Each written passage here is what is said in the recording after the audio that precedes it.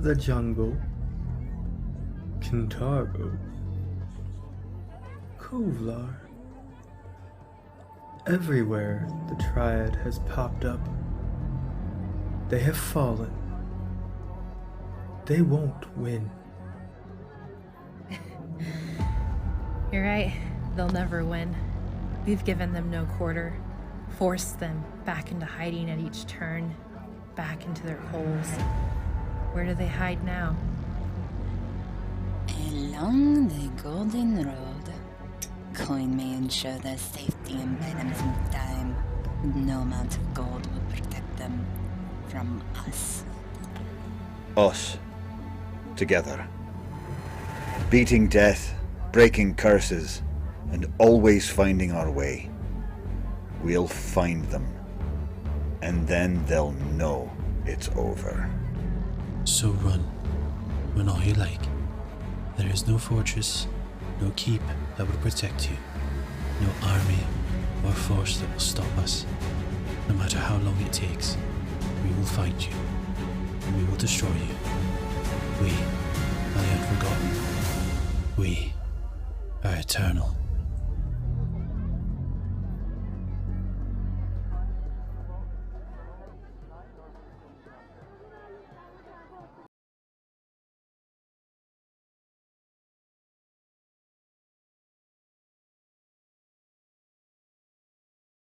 Welcome to Penny for a Tale.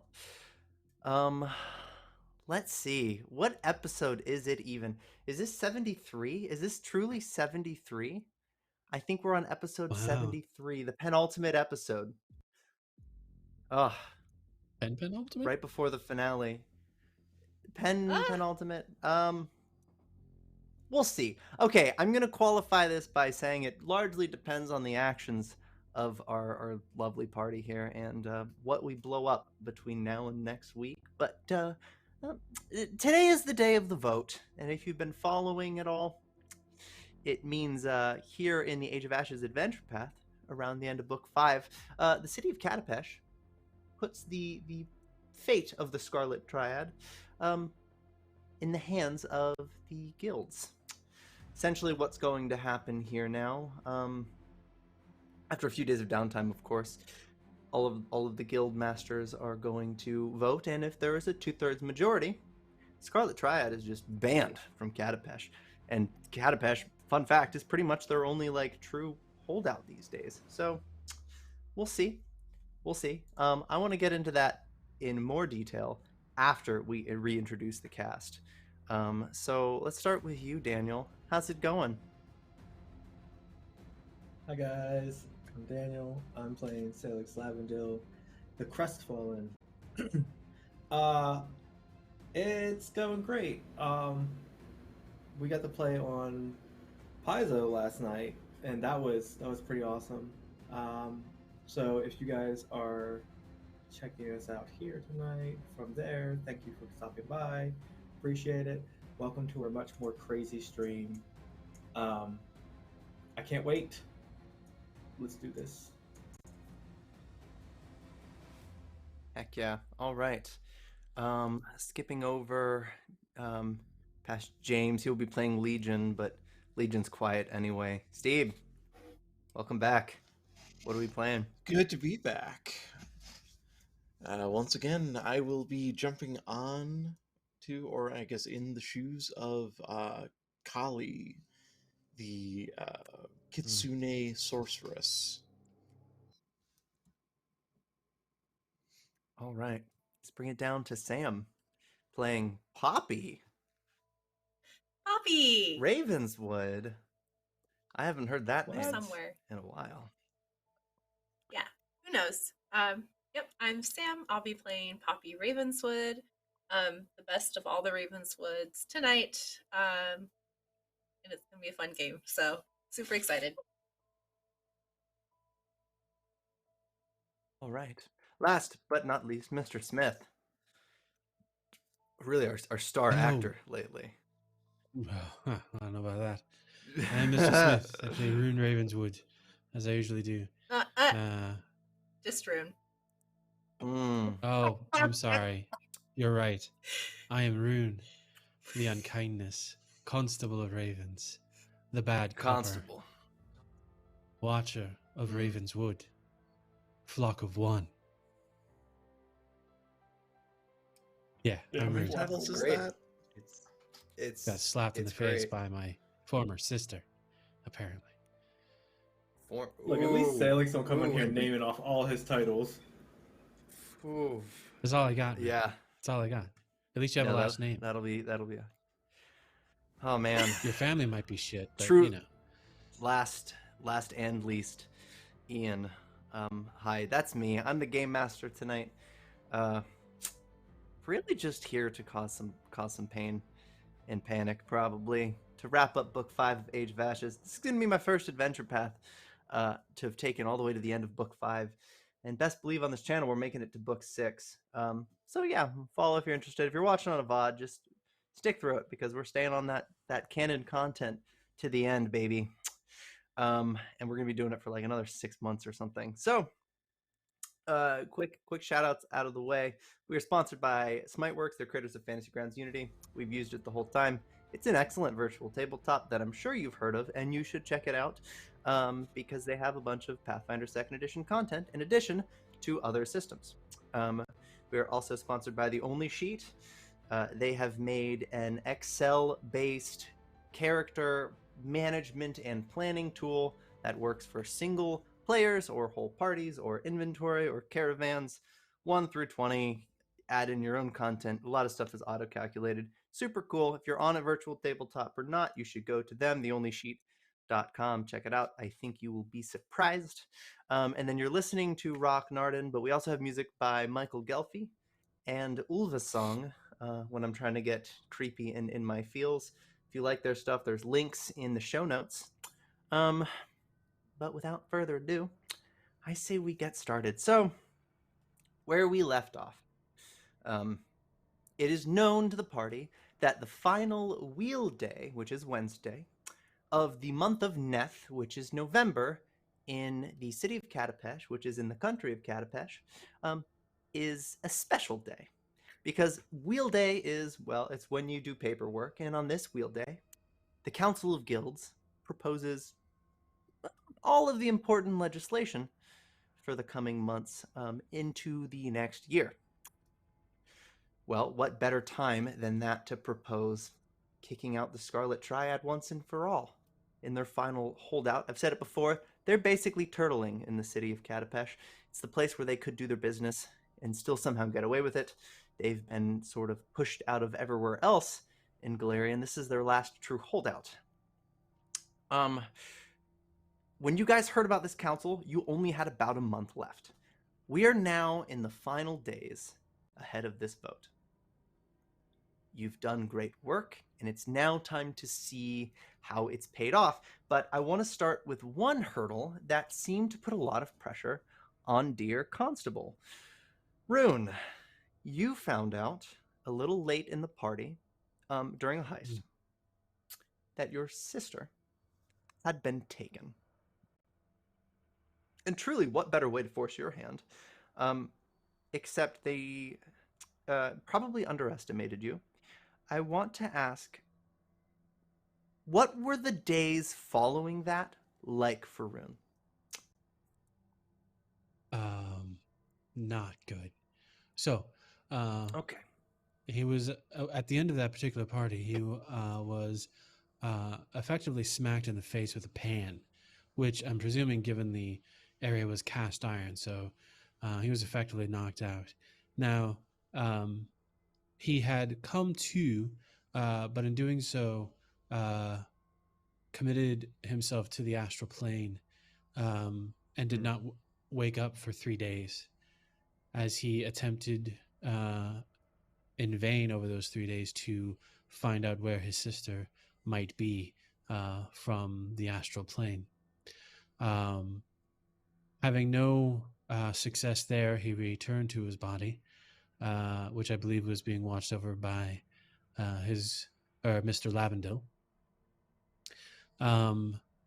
And he took off about the city to talk to every guild, to go to Wahar, and ultimately return back to the pyramid, asking the single question, where is Ravenswood?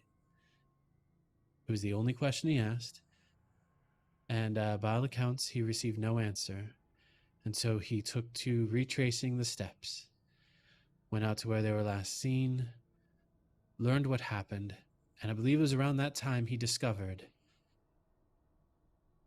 Ravenswood was no longer on the prime material plane, and he became extremely angry. It was also about that time that Mr. Lavendil had asked about a stone or a gem, and that it was required. Rune, not believing the sword was ready for its soul just yet, did not give it to him. However, preparations were made, and one morning, a small raven with magical etchings along its wings appeared at the foot of Mr. Lavendil's bed and dropped a pouch, simply saying, "Master says you need this." And the bird flew away, and Rune has not been seen since.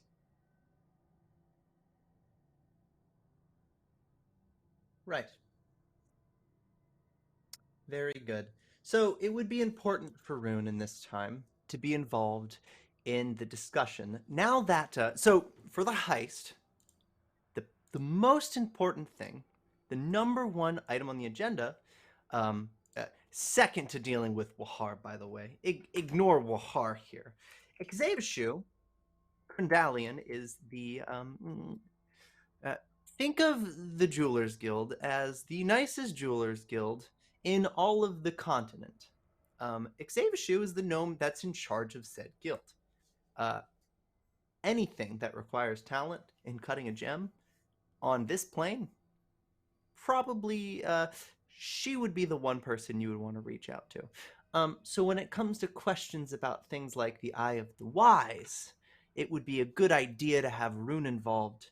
Now that she's ready to speak again, however, Rune isn't here. When she's healthy, fed, and willing to talk about her capture, I want to ask Godkiller, what do you do?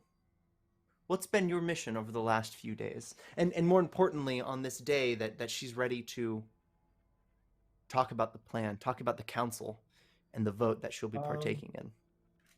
So what Sailix was doing was pretty much he made sure all of the people that were to be slaves got out of Katapesh, so they could not be recycled into slave trade. So he made runs to the gate himself. He had Gil and Tridal help escort them to different places, along with he had, I believe he said he had Gilroy staking out the manor they were in, because he knew that they left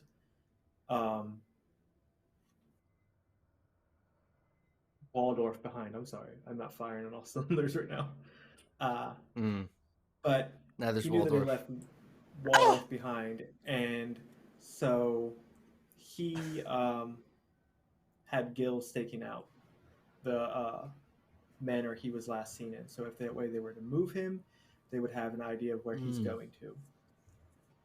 But other than that, once Xavashu is fully up to par, and he didn't want to rush like, hey, I know you just got out of a really bad situation. Let me shove more work in your face. So he wanted to give them time to recuperate.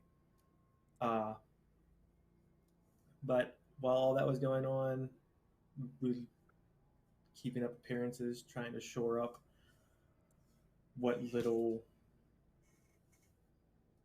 leeway he has left in the city.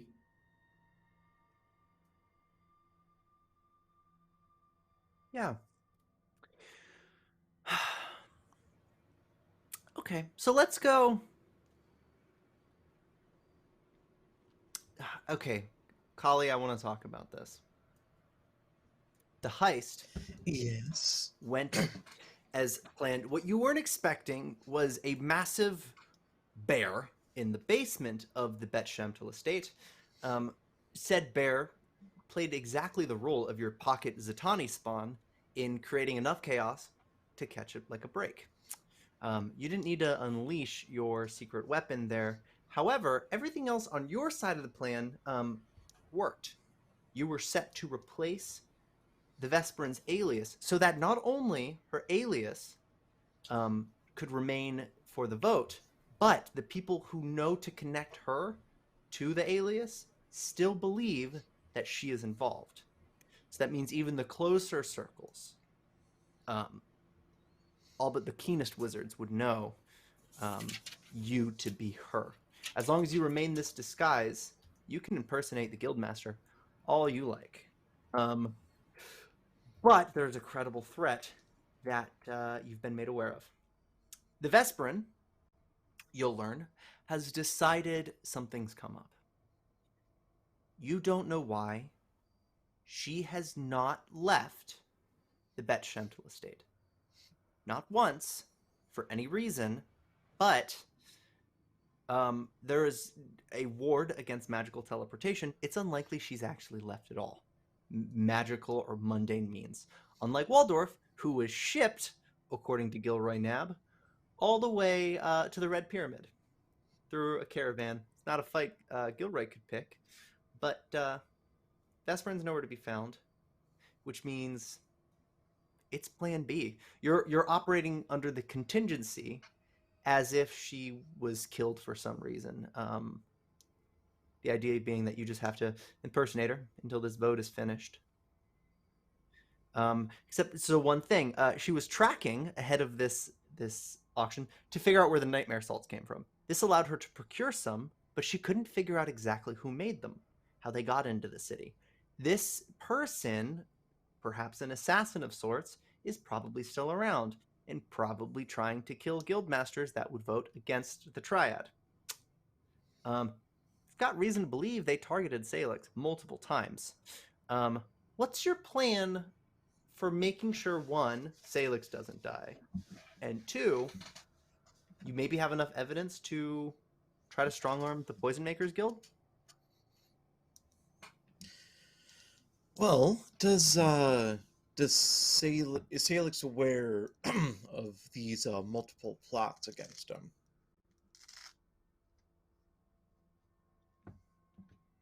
He knows Sailix aware. Of one of them, at least. Okay. Honestly, as concerned as she is for the health and safety of the Liberator,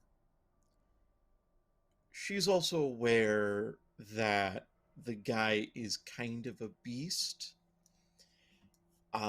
So she wouldn't stick to his side, never leave, but occasionally checking in, making sure he's not, oh, I don't know, something fantastic, wandering off to some arena to challenge half the city to armed combat. Yeah, I know, crazy, right? So I think she would try to strong-arm the Poison Makers Guild. Yeah. We can do a diplomacy check in a sort of... Diplomacy covers influencing people, but gathering information. Strong-arming is a good fusion of the two. So a diplomacy check of pretty standard DC. Okay. Diplomacy, you say? Mm-hmm. Okay. So many tabs and such. Diplomacy, okay. Well, that could have been better. Ooh. But 29. Yeah. Yeah, so what you know is that the Vesparin has done work here. And under the alias, of course, of the Guildmaster of the Fleshmongers Guild. Guild leader isn't impressed, and doesn't think there's enough evidence to suggest that they have to cover their own asses about an assassination attempt. The Guild of Potion Makers, on the other hand, do support the removal of the Scarlett Triad for a multitude of reasons.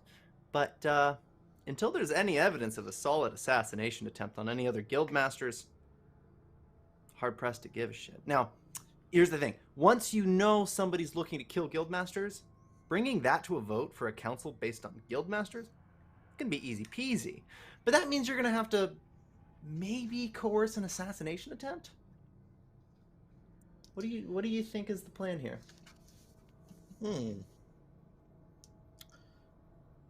Well,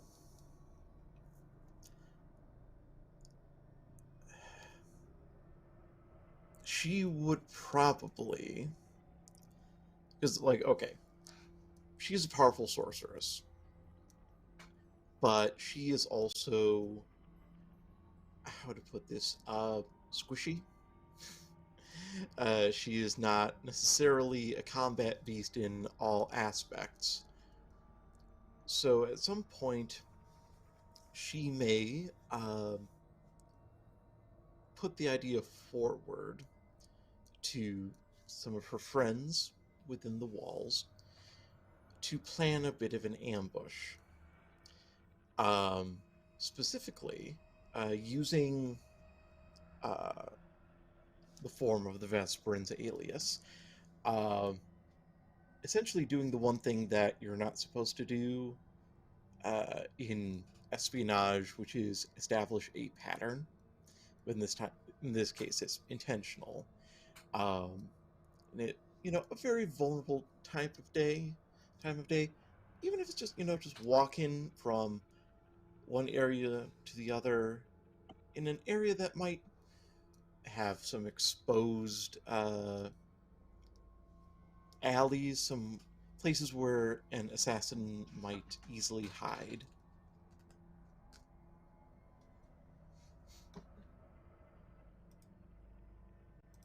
Yeah. Okay. We can do another diplomacy check. This is gathering information. Perception's a little too small in scope for me. But yeah, go ahead with the diplomacy check. Fair enough. For this endeavor Okay. as we seek... Try. Oh, that didn't work. There we go. Okay, that's gonna work. Natural 20 for a total of 44. Nat 20. All right. Well, Damn. so this is what I'll say. Well played. You learned something, and that's rumor has it if somebody knows that Parvati, who is the name used by the Vesparin to take the place of the Guildmaster, interim Guildmaster of the Fleshmongers Federation, is connected to something or someone called the Vesparin. Rumor would hold that she cannot die, or rather, there is no way to kill her because she is a lich of some sort. Is that true? Of course it isn't true. Is it partially true? Of course it's partially true. So, that nobody's trying to kill you might make sense. However, they've already tried for Sailix and failed. We're going to have to think of a way to change your approach, and it probably involves the fact that the God Killer doesn't even lock his bedchamber door when he goes to sleep. Are you going to... Tell me honestly, Sailix. I mean, it's fair. Okay, alright, there it is. Jeez. The man sleeps on a bed of swords, so why not? Yeah. Empty dishes on the floor is his alarm spell. That's usually how he can... Yeah, that's how he figures it out. All right, but I want to take it over while you think of a plan here. A honeypot of sorts. Because Rune, I want to ask where you went. Well, Rune had found something at the party, an entity that had been locked away inside of a little bottle, and Rune set it free. It had the hopes of enacting revenge on Yuri, but Rune, at that very same time, had learned something, and asked one single favor of this creature, which was to find Poppy Ravenswood, or I believe he actually said Eva Ravenswood. And so it went off on its way, and it came back to inform Rune that Eva had been found on another plane. And so Rune discovered the spell, purchased it, something of that sort, learned it, and plane shifted to the plane of fire.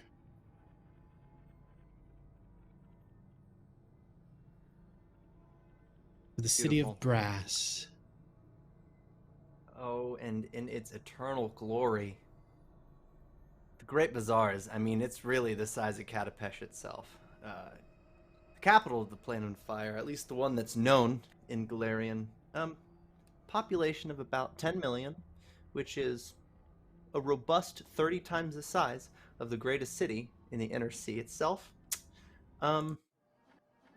Suddenly you're here. You might have even been here before, but actually it does seem like a sort of a mockery of Katapesh.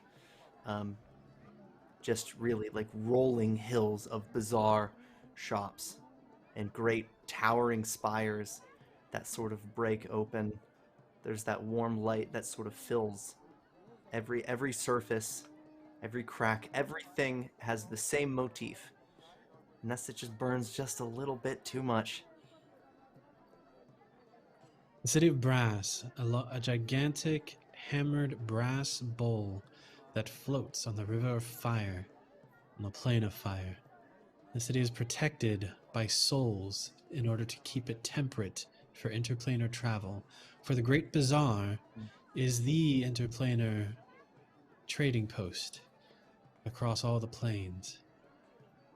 As Rune learned, a rather poignant and prideful point of all the Ifrits that run the Brass City. Funny you say that, because Uh, one such Ifrit, I will add, you did discover, according to Palkari, who, per the wish, told you exactly where Poppy was. He gave you a little something extra. To explain how he found out, well, he looked at the guest list, as a genie would. Altshal Ga is the Afridi that owns, quote, several mines in the planes of earth and the planes of fire, right around in the border where they actually meet, those elemental planes. That calamitous border between planes. He was tasked with taking your sister in an arrangement considered legal within both Katapesh and the city of Brass. But that might not be enough to protect him, right? Because now he's here, and so are you. You can see a tower. It's the one Palkari described, shaped like a large bell. There's an opening, but everything about it is grand. Ornate, hand-carved inscriptions, and just otherwise it really is just like a massive brass bell. Almost like a novel miniature version of the shape of the city of Brass. Just with the big open doorway and offices inside. What do you do? It's two questions. What was the name of the person who, in theory, has Poppy? That is Altshal, Altshal, Ga, Gha. They were looking to buy a slave during the auction at the Bet Shamtil estate, according to the intelligence from the networks.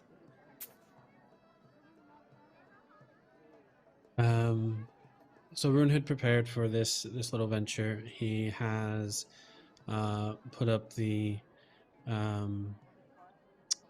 Aegis shield, so he's got some extra resistance to fire.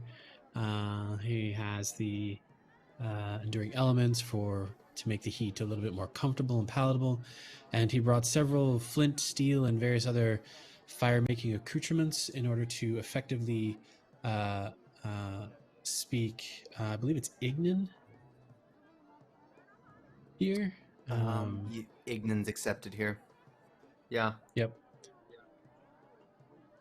And then he's got some basic produce flame cantrips to also help with the nuances of fire speak. But upon approaching the spell, he will look at what was the name of the Ifrit that helped him again? How do you pronounce that? Alkari. Palkari. Palkari. Okay. Is Palkari with him for this little side trip? That's at your request. Okay. It would be only to really Excellent. lead you there, but the wishes are over, yeah. Rune would ask, so in terms of small talk, a couple of questions Rune would have asked of Palkari. Does he have any wishes left? The answer is no for that. Turns out, No? Uri All right. Zandivar used 2 of them. Ah, I see. That's unfortunate. All right. Then all Rune will ask of Palkari is that if he is willing, please stay with him till the very end, whatever end that might be. And that's all. Yeah. So yeah, Rune will enter the this bell-shaped building.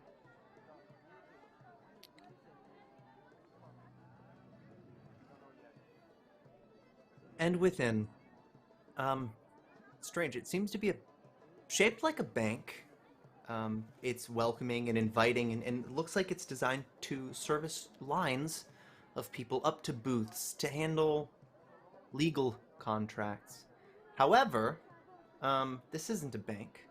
This is a place of law, place of contracts, and a place to stop to mediate essentially paperwork that would have to exist without any borders. Places like this are the reason why devils can exist in pretty much any plane and get away with doing it. If law is respected, a devil can worship Abadar and enact such divine cruelties through the guise of law. But I suppose none of that matters at all whatsoever for Rune, because at one of these booths would be someone wrapping up a bit of paperwork. Standing quite tall. Just a tower. This is the Afridi. Unmistakable in a place like this, even. Alt-Shal is there. You recognize him from the party. He's finalizing a human import, as he calls it. There's plenty of people here, but I want to ask, what do you do? Rune will just walk straight up to him.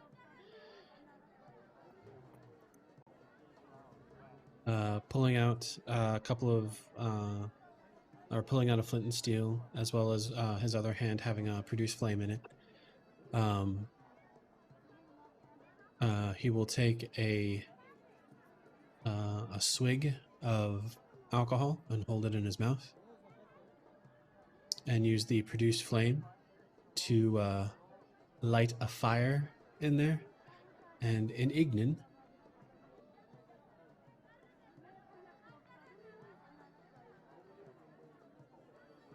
Mr. Ga, would it be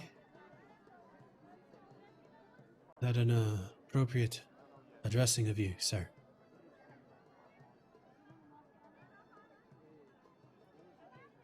In the middle of his conversation, he suddenly stops.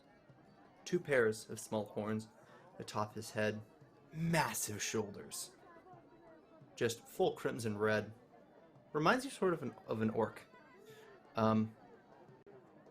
He turns on his heels and looks down on you. You can see a thin sheen of sweat just all over his skin. And really just like a short top. Like a tunic. That's all he's wearing. It's like he was in the desert.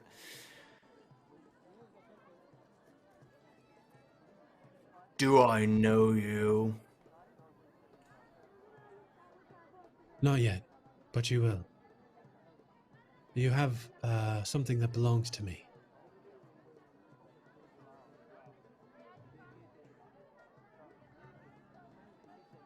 Glaring deeper and deeper each passing second. Don't think too hard. If you're looking to buy,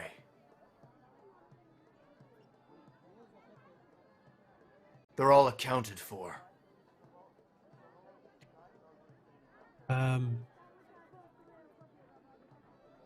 Well, my hope is to negotiate a release, or perhaps giving back to me what is mine.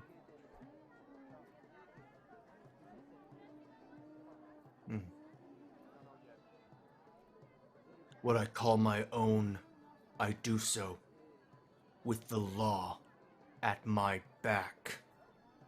If you will excuse me. No, I'm willing to make a trade if that'll get the conversation going.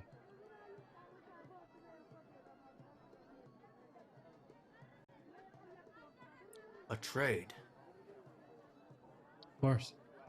Law is law, after all, right? This is better be in my favor. I mean, we both want something here, so at the very least, maybe we'll break even.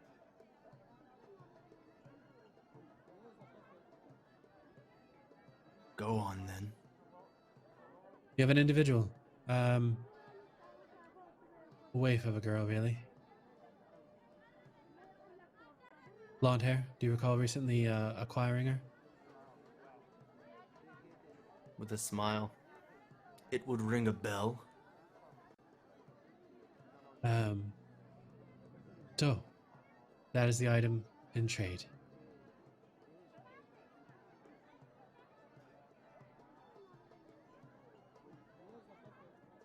And where is your offer?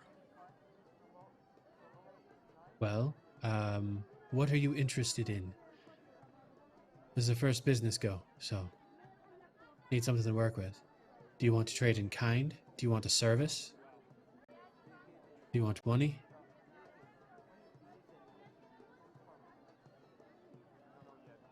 Knowledge?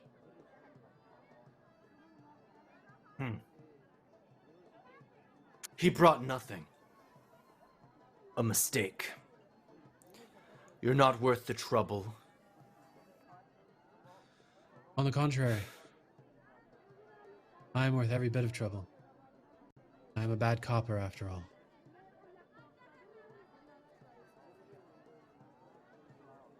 Are you the adventuring type? He eyes your outfit. Examines your equipment. I am... Praises My it. apologies, I've not properly introduced myself. I am Rune. Formerly Rune Ravenswood.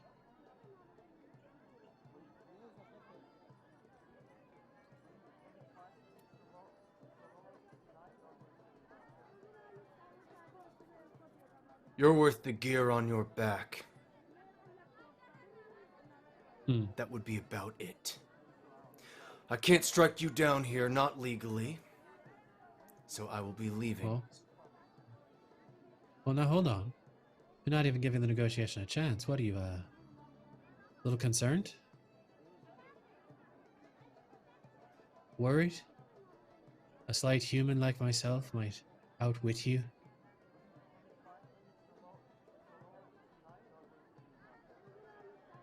I didn't know Efreets were so scared of individuals like myself. Unbecoming of the noble Efreet. Taken.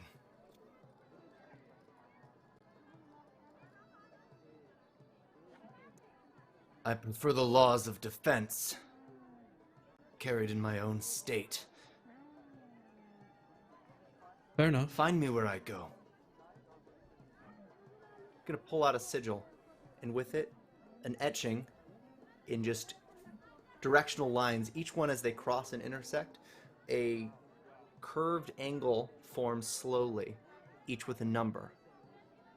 In this I have proof sacred she belongs to me. trigonometry, a teleportation spell is cast that would send him somewhere. And yet,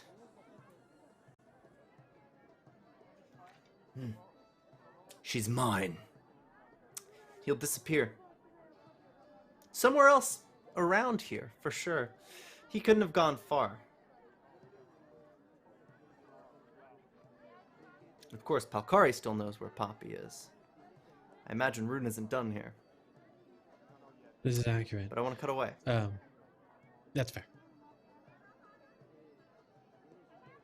Dear Sailix, why don't you make me a fortitude save? Oh man, what?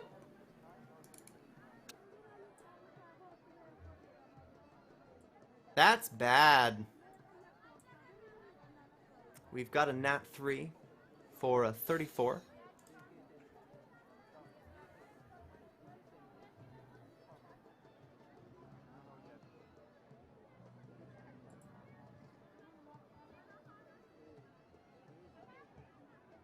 You're waking up with symptoms yet again. Something's wrong, Sailix.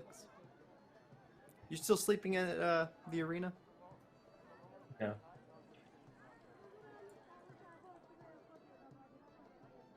You'll notice Rune's been gone, but his absence didn't mean Legion withered away. In fact, it seems Legion at this point is guarding you more than Rune, or even had been this entire time.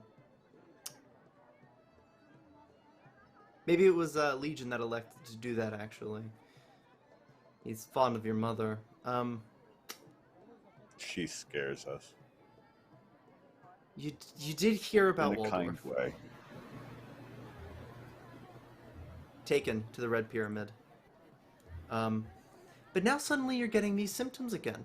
The nightmare salts. This assassin, this poisoner, this saboteur hasn't stopped. Shirley and Tridal is here. Magnus as well, running the day-to-day. And Xavishu's been speaking with you about gems. What's on your agenda here, Sailix, in the final days ahead of this council? Well, I guess he starts by reading over that journal he has and just kind of mentally checking things off in his head. And then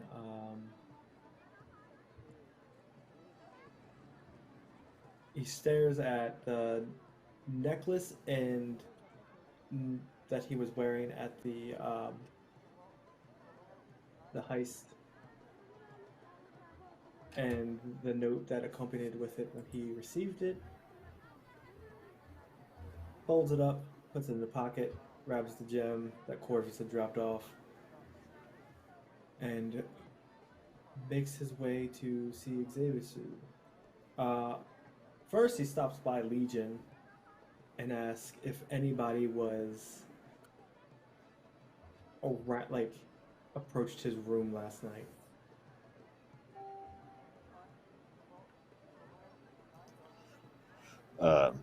Legion is outside, sitting just quietly with a bird on his finger. And when Sailix approaches, the bird flies away, and he looks up at him, stands.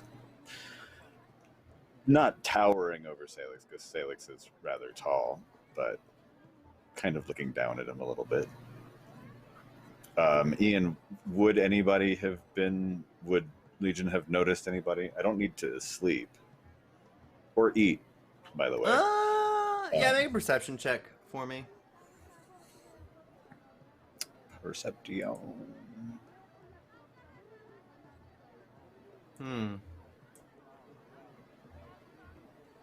37. Would we have seen anything? Yeah, Xavishu visited. And Xavishu asked to meet somewhere discreet, somewhere out of the way, because she, a guildmaster herself, believes she's being watched. She wants to meet in a salt warehouse. She marked it on a map, scrawled out, and handed it to you, but told you to tell Sailix instead of waking Sailix. Now that Sailix She is asked awake, what do us you not need to wake you. I express all of that to him, and then produce the map and hand it over. Would you like us to accompany you, Mr. Lavendil?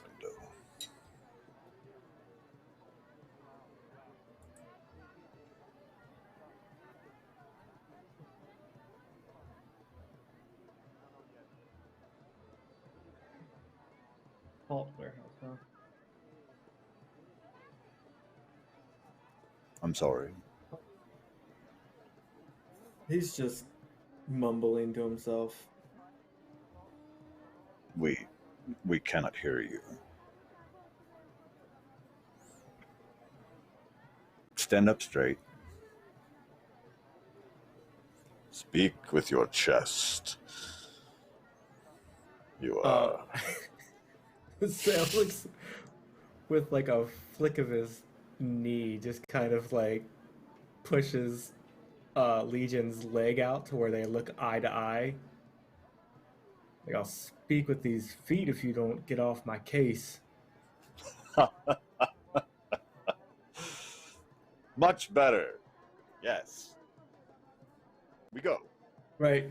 I believe this Salt way. warehouse, let's go. This way. Sailix will grab Legion's arm and lead him towards the salt warehouse.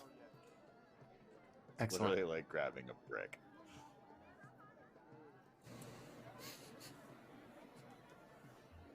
Fair. Okay.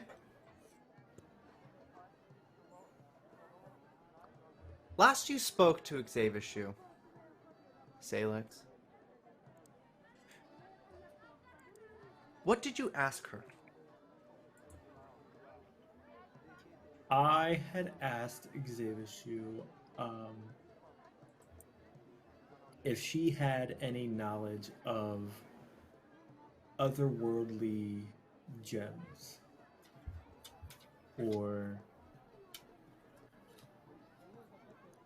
things that they might represent Yeah. or hold within. And I told her that I had familial connections with people that were very powerful in crystal magic.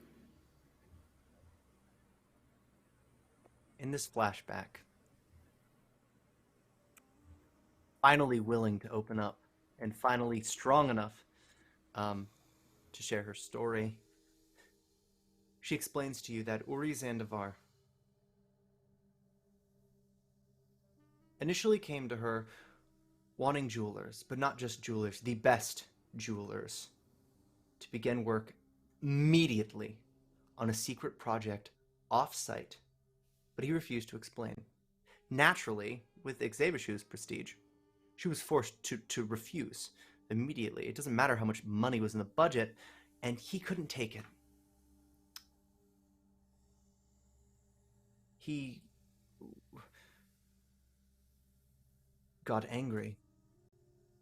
The refusal didn't sit well with him. So next I was out of the city, visiting a town over. We were ambushed, captured, and through a dirty loophole, made to re-enter the city as slaves. legally.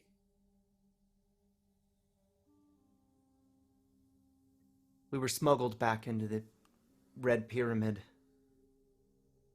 Heads bagged. He never said what the project was for, yet. Orb shards, golden crystal. Around a supernatural forge, he forced me and my colleagues to work hour after hour toiling, rebuilding this strange orb, fashioning replacements even, missing sections, something shattered. The sphere itself, it would be head-sized, though it wasn't complete. The work was some of the most difficult I have ever done. Every day, Xavier says, spellcasters would come in to examine our work and provide more instructions, each more difficult and tiresome than the last. He kept calling this his contingency. When I asked for more, I needed more information. He'd say nothing. He'd say,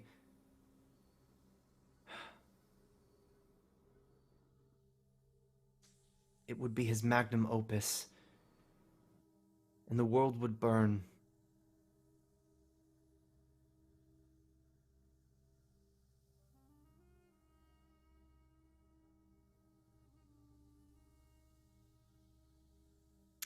That's just about all she'd say about her own project. Why she was there. But when she spoke with you, she did recognize what you were saying. She identified Ural as the motif at play. You're an elf. Gnomes have close ties to elves. And a lot of gnomes worship Ural. Just really, I mean, god of crystals, memory, magic, and light. How could you not? Do you have the Eye of the Wise on you? Or is it still hidden away, Sailix? He has it on him.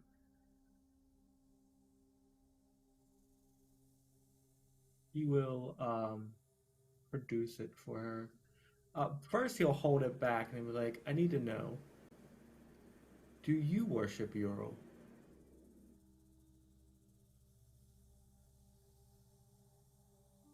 A blessing would be advantageous for me. It's not been needed. I don't mean to brag, but my work is exceptional, but not divine.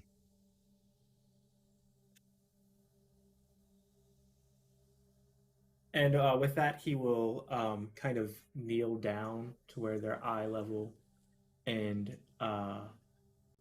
like looking around, still, you know, skeptical and not fully trusting the situation. He like looks at Legion. He's like, all right, be on the lookout.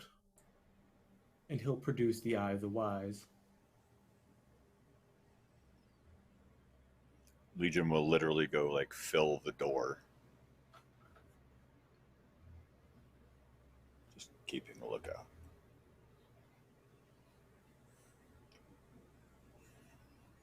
The door warden. Rishi takes it. I can examine this crystal. What do you need from it? What would it do?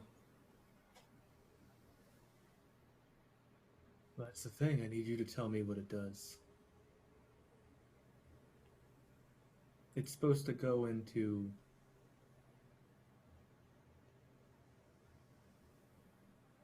my mother told me that this jewel holds my soul.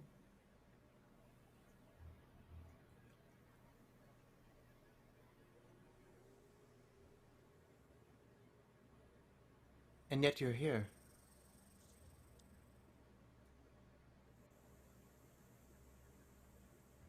And yet I'm here.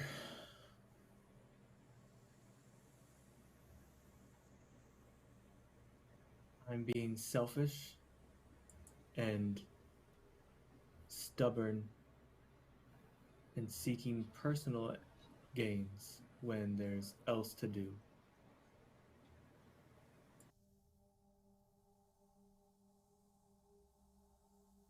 So you'll have to forgive me for being so Soulless. self-important or so.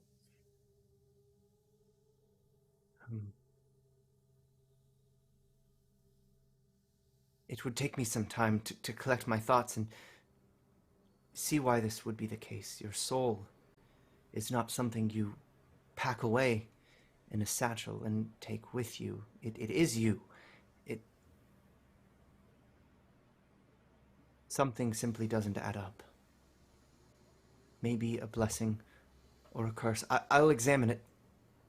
And meet me by council time for the vote, and I'll tell you what I know. I look forward to it. As he stands up and moves to the door, he'll look back over his shoulder. Oh, and Xavisu, I should be 100% forthright with you. My mother is the Herald of Ural. So if you're lying to me or anything happens to that gem, you'll never receive another blessing ever again.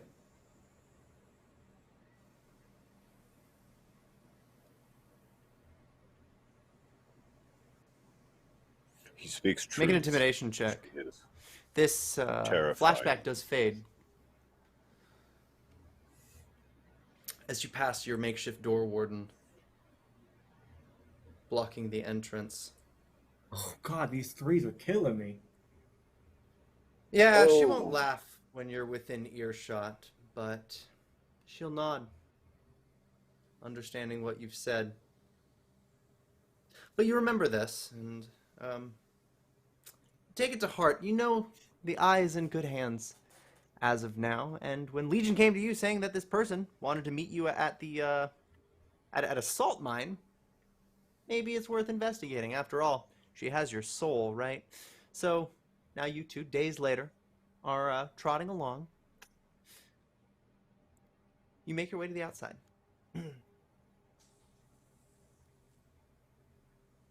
It really is just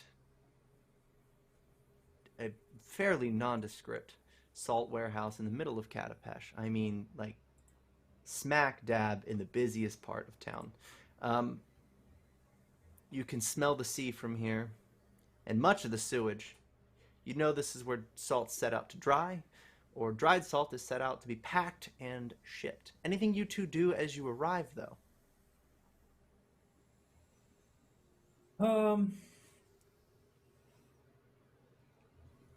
Just has. I'm his looking around hands to see on- if it's an ambush. Yeah. Perception check. Anybody peering out from behind a like a post or on top of a building or natural 20? Yeah. Natural 20. It's okay. It appears you're being spied on. Legion's got a sense for that. I'm glad other Being people attacked are by a getting cat. good rolls. Because this I'll, is gotta not do going it. my way. I know Are we how still you on the feel. telepathic bond? No. No. It was No. not renewed, I don't believe. Yeah. Okay. No rune, there's just been no... telepathic. Then I will gone. have to kind of subtly to Sailix, we will kind of nudge and indicate where we're being watched from.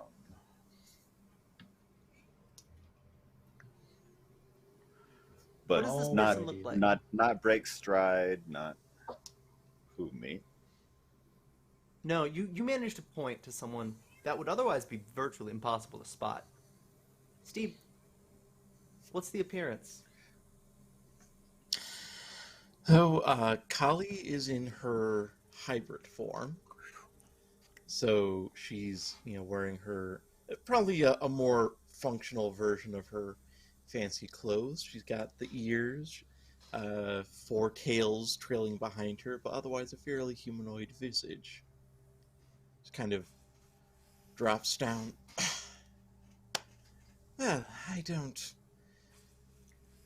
think I could not follow you on the way to this extremely obvious trap. I don't remember. Have Legion and Kali met yet? I don't believe so. So, think okay, they this is have. funny. Legion has never met Kali. Kali's met Legion. Legion thought it was Vespa because Kali was dressed as Vespa's alias, which is Parvati. So you don't think you've met Kali. Kali's met you. Canonically, you don't know which Interesting. RP interaction, other than telepathy, was Vespa and what was Kali. Kali was involved for all of the heist. Just mixed around.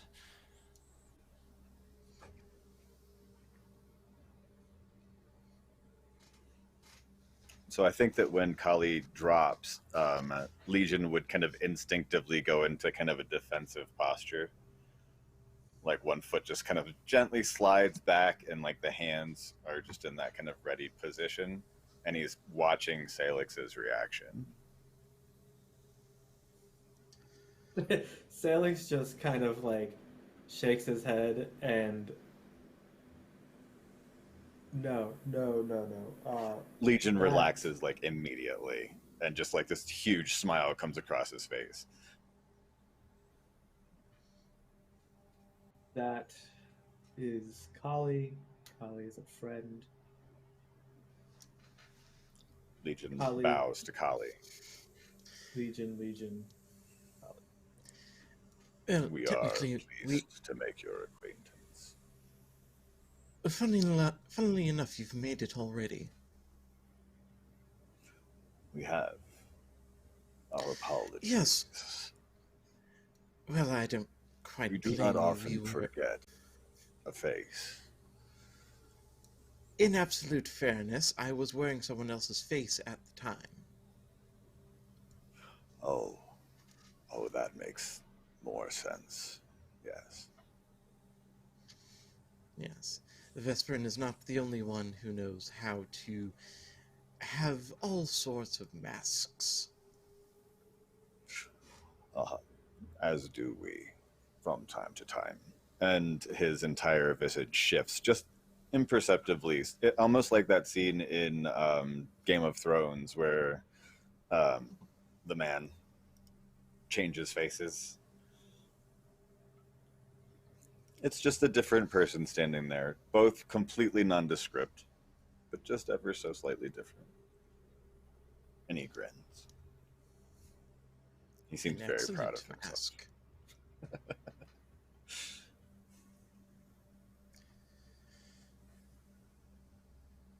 Yes.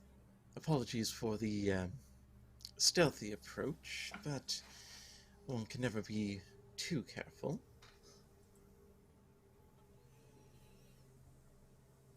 Well, agreed.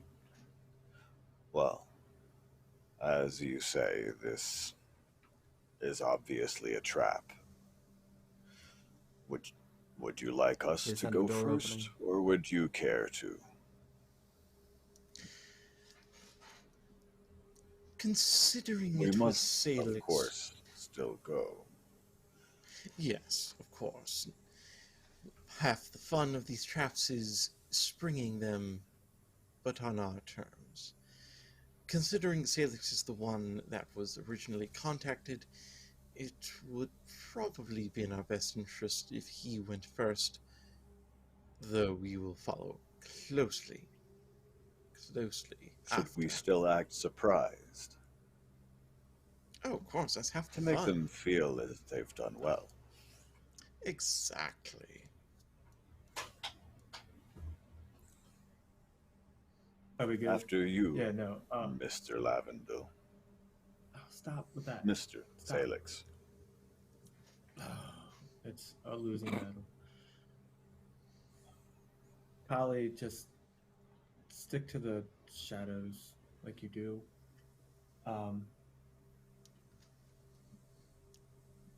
As you wish, Liberator. Legion, Hmm? right, just, I don't know, do whatever it is you normally do. Very well. It is what we walks do into best.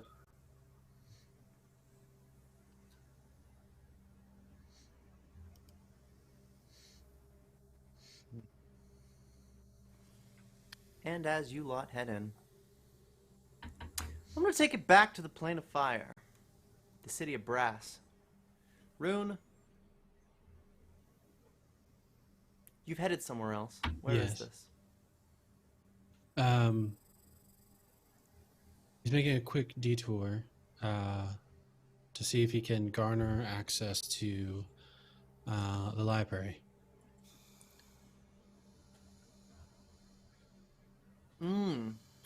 Yeah. It should be pretty easy. Seeds have been planted here. Nothing sprouted, but yeah, you have easy way to get in. Yeah, no worries. Really, this is a super quick research gig to better understand how the Ifrits leverage contracts.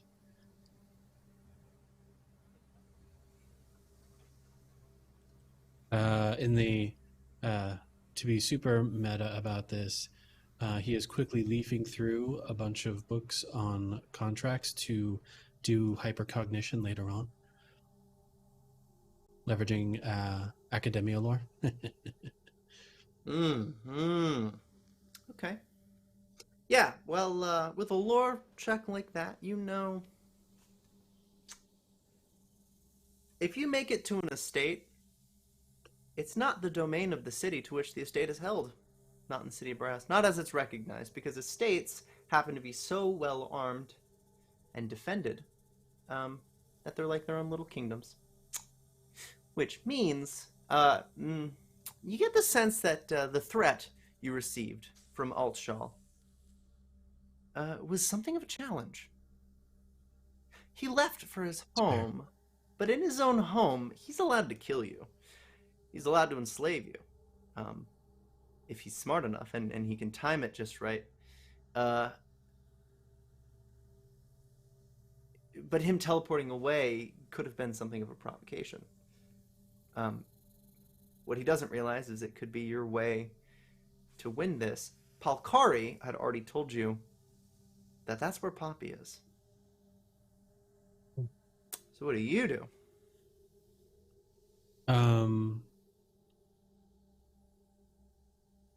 Well, Rune will first ask Palkari, do you know if he is protecting against teleportation? Palkari, he's able to, like, he's not dimensionally locked, and he's on his home plane. So he couldn't be banished. Well, no, Rune asked Palkari if Ga is able to, has protected against teleportation. Oh, into his estate? Yeah. I'm guessing no, Doesn't but it's seem worth likely. asking. Yeah. And do you, Palkari, know if Poppy is near Ga?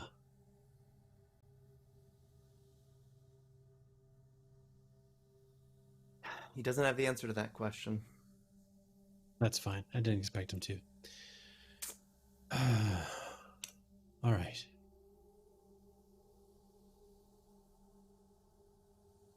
He will look to Mirakai. My dear friend, I'm going to be putting you in a lot of danger, and I'm very sorry. But of the two of you, I know you'll come back to me.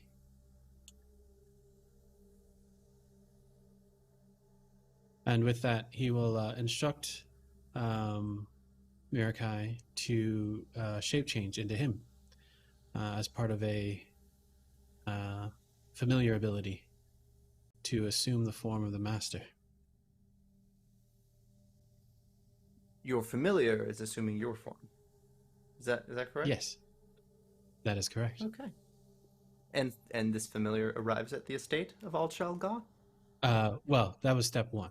Step 2 is we are going to teleport a bit away from the estate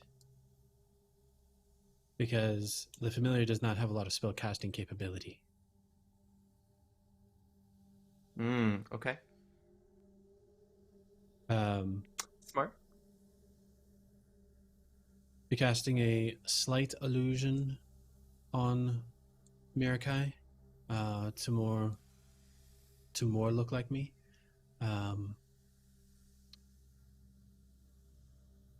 Mirakai will not be able to speak as me, however, because as soon as Mirakai speaks, it will be Mirakai's voice. Oh, that would be interesting. Okay. Yeah. All right. Yeah. So, Mirakai will be. I will be dimension dooring Mirakai into the estate.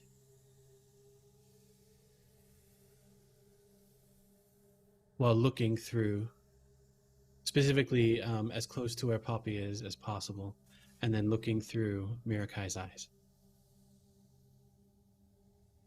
Right.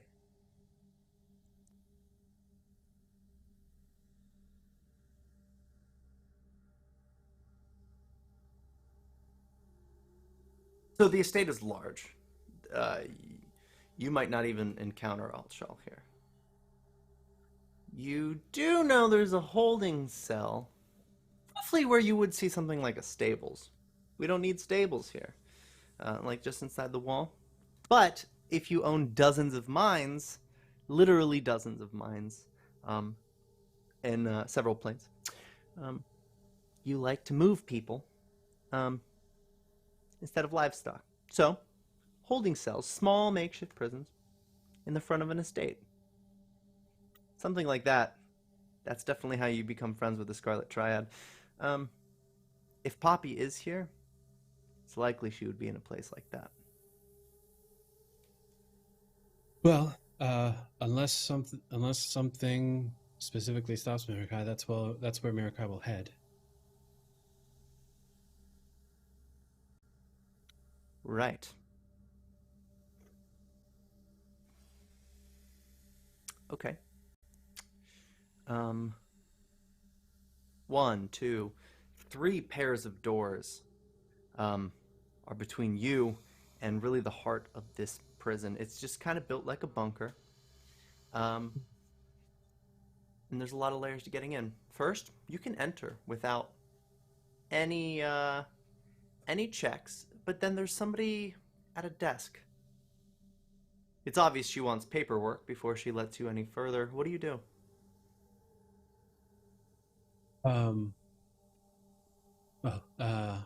Mirakai will simply just cock their head. Is the person paying attention, or are they looking at the desk? They are just sort of idly looking. They're just not. They consider you just sort of sitting in the lobby, we'll say. Oh, that's fine. Once you're ready, you're ready. All right, so Mirakai will continue to sit in the lobby, but through Mirakai's eyes, I've seen the stables. Yeah, I mean, there's no stables here. This is in lieu of that. Yeah, I've seen where the prisoners are likely kept. Yep. All right. In fact, yeah, you can kind of see between the bars. A lot of cells in there. All right. Was the... I'm not going to know till I get in there. All right. So Rune will leverage another dimension door to go into the cells. You're going to go past the clerk. Yes. Straight into the middle. Okay. Yes. Well, funny because what you see immediately is a bunch of holding cells. Your sister's in one of them. Poppy, what do you look like?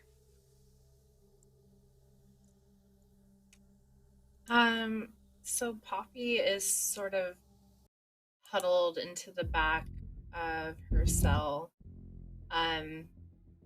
very much kind of like drawn in upon herself with her, as though she's like trying to make herself sort of as small as possible. But like from the glimpses of like skin and stuff that you can see, her wrists are just like this red, angry color, blistering around where her skin's been burned. And there's also various other areas in like various degrees of like burn and blisters and whatnot, where it almost looks like it's been like halfway healed and is like starting the scarring process, but just like not quite there. You do notice as her head is sort of bowed that the ear that Waldorf had regenerated is gone again, and her hair that normally sort of bright blonde is just stained red still and greasy, and it looks like she hasn't showered or anything, bathed in days. Just almost a shell of your former sister right now.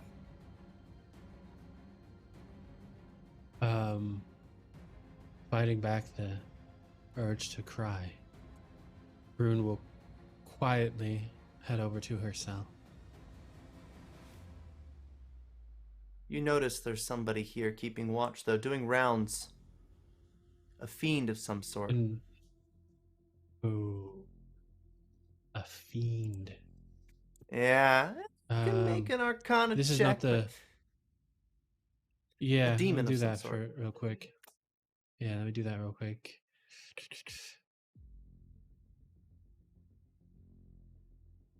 Oh, come on now. Seriously, bro. Yeah. Oh, that's pretty. Do they belong on this plane? Well, with that check... I mean, it is a 36. It's pretty good. For their level... For their... they don't. They don't belong on this plane. That's a Velstrak. A Velstrak, you know, is associated with the plane of shadow. Zan-Kutan, really just in charge of pain and misery, so why wouldn't you hire them? Tandin. Lawful leaning. It can be a fun time. Yeah, we'll have none of that and banish with the staff. So Rune is not mincing words, is that correct? The first thing you speak is an initiative roll, is what I'm getting. I mean, did they see him? Actually, let me ask that. Did they see him? Are you invisible? If he would have, well, therein lies the question. If he would have seen the creature before they made contact, yes, he would be. If he did not know the creature was in there before, so I'll leave it up to you. So that is going to be an initiative roll, and then we'll just play it. We'll play it that way.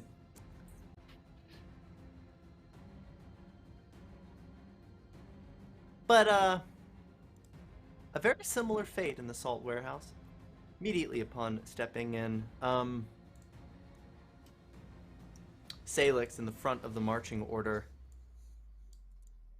Only just enough time to observe, tour the salt warehouse. Really, not much to speak of. Immediately, a large, snake-like woman springs from a pile of the sand, looking for Sailix.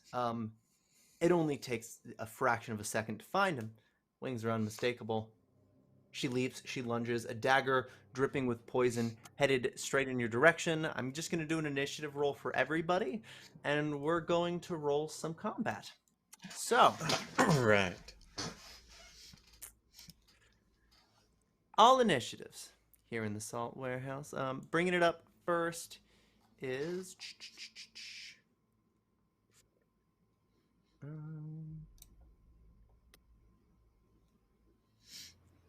yeah, so I've got initiative for everybody rolled. So surprised. The Velstrak is first, Rune. You don't have a chance to try to go invisible. She spots you as an intruder. And it would be wise to spring an alarm first, but she doesn't take that opportunity. Instead, she strides her speed, and then the Velstrak would immediately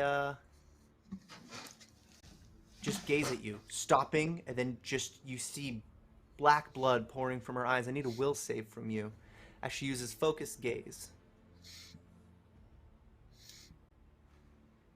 Focus gaze. Yep. All right. Oh. Sorry to make sure one of my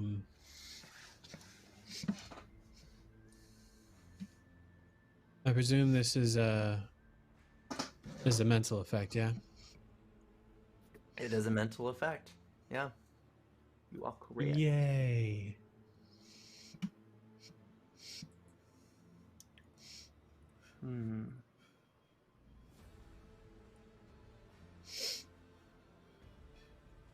Wow. Really good on the DC. I think you beat it critically.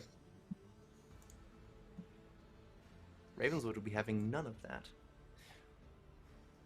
Well done. Well, she's quite mad. A claw attack, of course, is just the natural next step. 43 to hit would be a critical. Slashing damage and persistent bleed. 47 points. I believe half of that at least is absorbed by your temporary hit points. How many temporary hit points do you have from your magic? I believe it's 29. 29? Okay, yeah. So there's just the rest of that. That's gonna get added, but 18. Next in initiative. Hey, Poppy. I want you to make a perception check for me. Let's see here. Did you actually throw that for me? I don't think I have the right character. Yeah.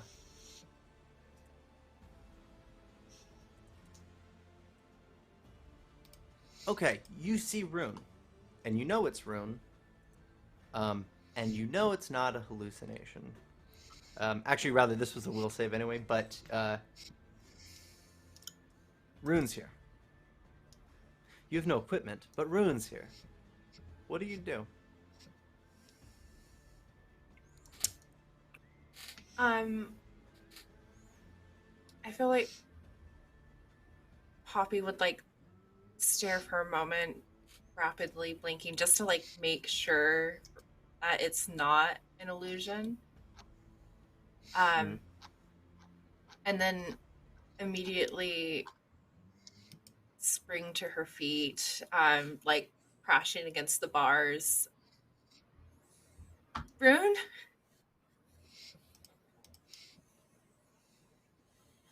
Can I respond?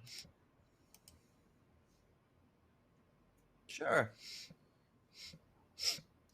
So after you taking already a swipe did. to the guide, he's just sort of slams against the cages. Oh, hello, Poppy. Couldn't leave you here by yourself.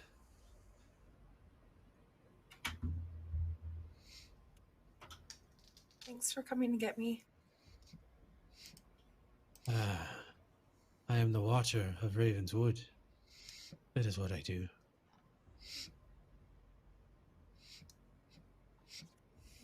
Yep, that's her turn.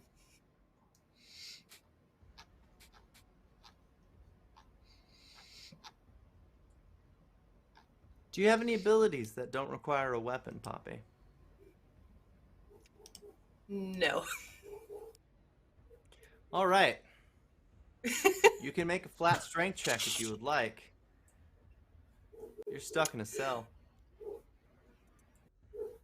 Yeah. I feel like she's tried to bend these bars or do something and it hasn't really worked out. So, but yeah. She's trying, but it's going to be to no avail with her strength.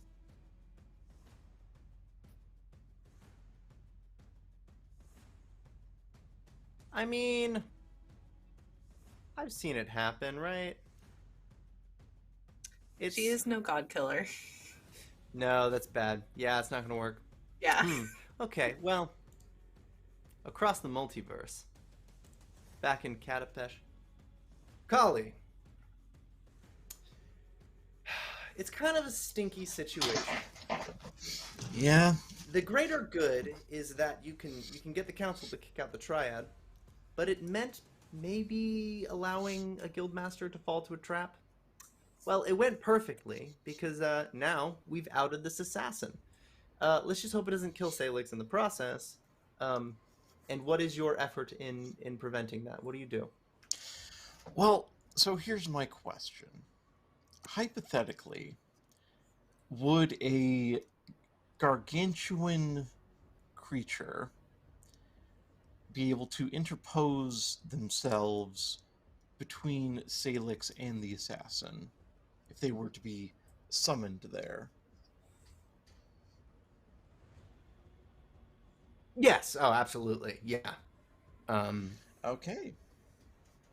Well then. Yeah, this creature wouldn't be able to make attack actions without provoking attacks of opportunity from whatever that creature is. Okay, perfect. So, Kali is going to use Primal Evolution to cast at max level, Summon Animal. She's going to summon a purple worm, CR 13, in between Sailix and the assassin. I cannot get rid of these purple worms, man. They're everywhere. Yeah. All the time. Yeah, I don't know why we summoned Salix's sleep paralysis demon. But Right? yes, one gargantuan PTSD, trauma has spawned between Sailix and the assailant, ripping up the Underminer. Just describe what you do, and you have another action. Go ahead. Actually, that is my 3 actions, but basically she sees this thing coming. She just goes, "Oh no, I'm so surprised. If only there were a way to prevent this attack." Suddenly you see these, torii gates come out of nowhere in between Sailix and this thing, and the space between them goes dark, and suddenly this horrific monster just slithers out in between the two. Love it so much.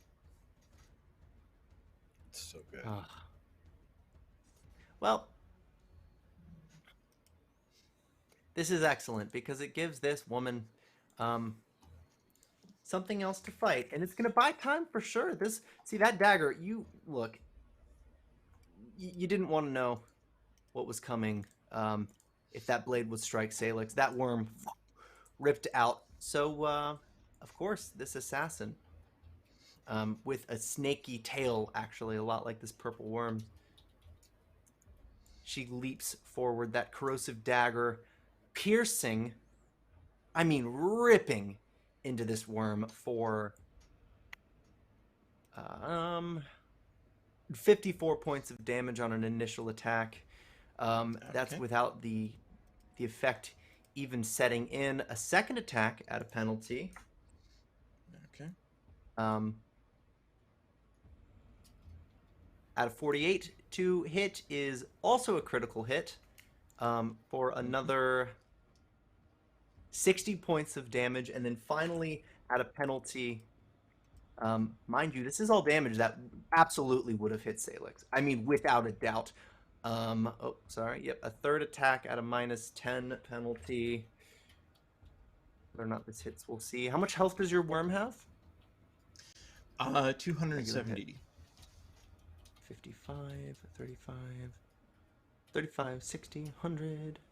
151 points of damage across 3 strikes. Just slash, slash, slash. Yeah, we're dealing with the trained killer. Half dead this worm is, but Sailix, it's your turn.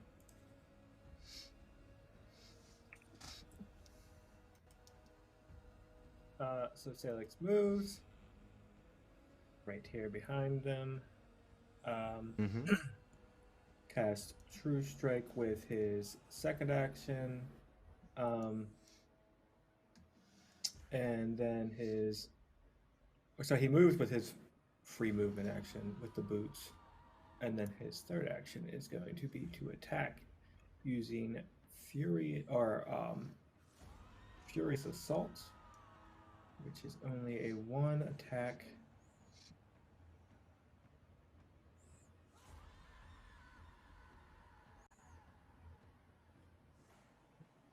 He takes this damage, and then this damage.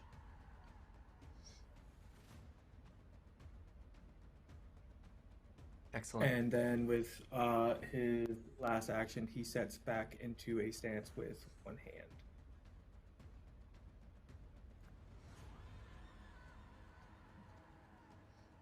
Perfect. Hey, Legion. Hey, what? Don't tell Sans that Sans' son is dead. What's your plan?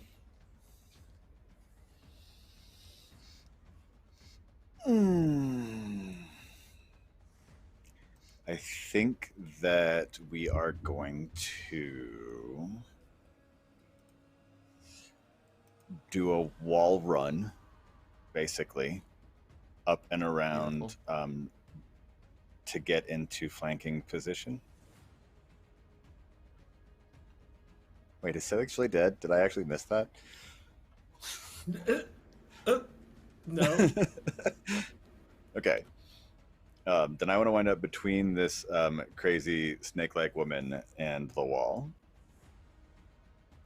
so that I can give Sailix flanking, and if Kali wants to move up into that bottom spot, then she can get flanking as well. And then I am going to do a flurry of blows. So I'm going to use 2 attacks. Okay. Where did my actions go? There's my actions. So first attack on the flurry of blows is a 48 to hit. That'd be a hit. Yeah. And that'll be 3d6. So are you there, or are you? What's your range? What? You have a 10-foot range. I was moving up to like here. Oh, right, got it. Okay, good. So that is a flank. It's actually a 50 to hit. Let me check on the AC. It might be a crit. It's not a crit. Really? Wow. Okay. 3d6 plus 11 bludgeoning plus 1d6 sonic. 23 damage for that one. For my second attack on the flurry of blows, do I use the multi-attack penalty?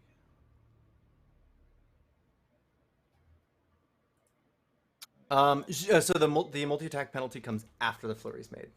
That's the advantage there. Okay. Yeah. So you're gonna make it at your full. Yep. Second one is a 44 to hit, or would that be a 54 to hit? With the flanking? 44. Flanking gives you +2, so 46 hits for sure. Plus 2, 46 to hit. All right, so 3d6 plus 11 bludgeoning, and 1d6 sonic. Another 26. And then... Oh, just for fun, let me grapple for my last action. So that's an athletics check, correct? Yep, and a grapple is an attack, so you're going to use the attack penalty. So you're taking the -10 now. Okay.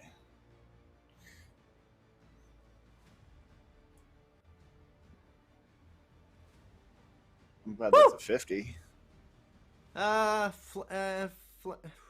Woo! All right. Yeah, So it's still well what, a done. 42?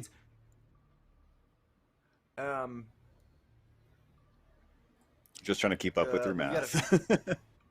Yeah, you got a well. So no, so you got a 50. versus the Fortitude Minus 10. DC. Oh, you didn't subtract 10, so you got a 40, and then 40 still succeeds. What? Beats the DC. Okay. It's a grab. And does flanking apply to grappling? Or is that only on attack? That's a good question. Your You grab, can tell by me the way, later. you It's beat the DC by enough. Yeah.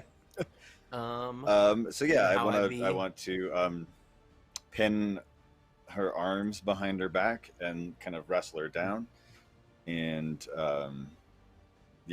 kind of just holding her for everybody else at this point in time. Whether we want to subdue or just take her out completely is up to Kali and Sailix. And that's my turn. Sailix is walking into that freaking vote with new snakeskin boots on. That's what he's doing. Right? Let's take it across the plane yet again. Yet one more time as we deal with the calamity of a mini baby prison break. Rune, you're being set upon, and Poppy knows you're here. Poppy's trying to get out. What do? Rune is going to move to get at least here. Is Poppy right there next to the door, or is she still back and away? No, Poppy has moved up in an attempt to get out. A vain one. She's still quite weak. Perfect. At her best, she could rip this thing, but she's obviously not had anything to eat or drink. So Rune's sort of not so deftly sort of maneuvers by the creature as it's whacking at him, but rushes and just sort of slams into the jail cell and begins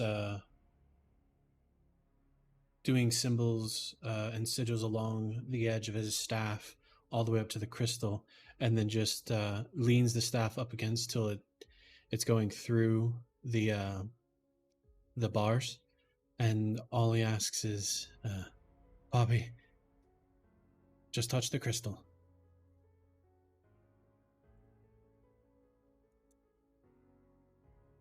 And this will be a part of his action because it is a touch effect and she's right there. So Poppy turns to gaseous form.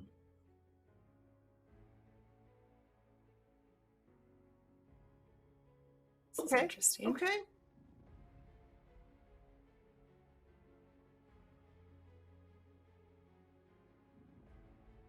If you could get out now, please, it would be very helpful.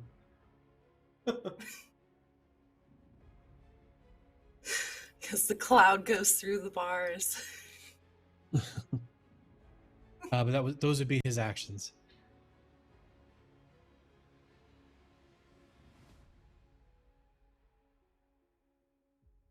Okay. All right. Nothing to attack this precentor. Surely no Fs to give. The precentor has some bleed on you. Yeah. D6. Always pain, and it's 6 points of damage, but it's so much more in pain.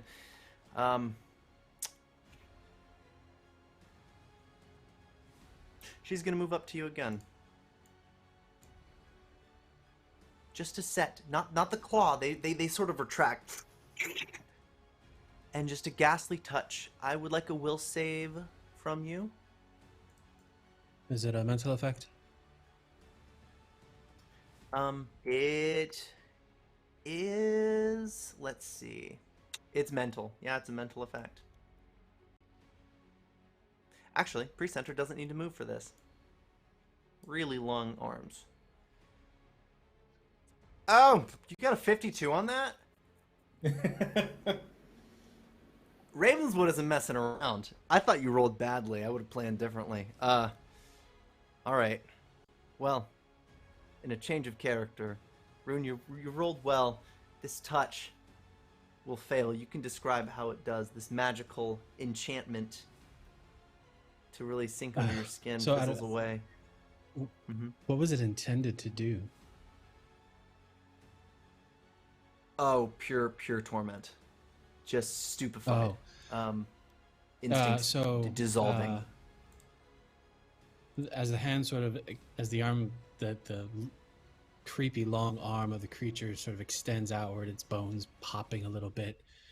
The hand touches at Rune's chest as he's transforming Poppy into a gaseous form, and he feels the aspects of Zon Cathan entering and immediately begins remembering Hysteria and the rage that he felt just being in her presence. And for the briefest of moments, the creature that touched him is actually locked in his mind, unable to flee as he is tormenting the shit out of it, just picking at it, beating it, burning it, before finally allowing it to leave.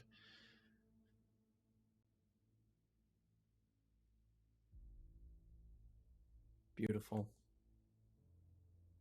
I mean, that's music. So,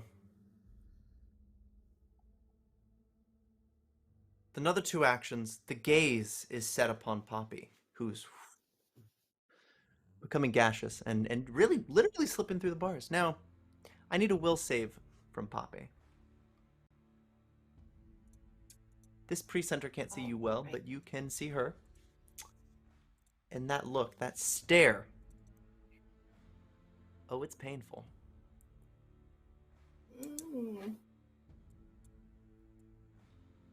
40 is good. I like 40.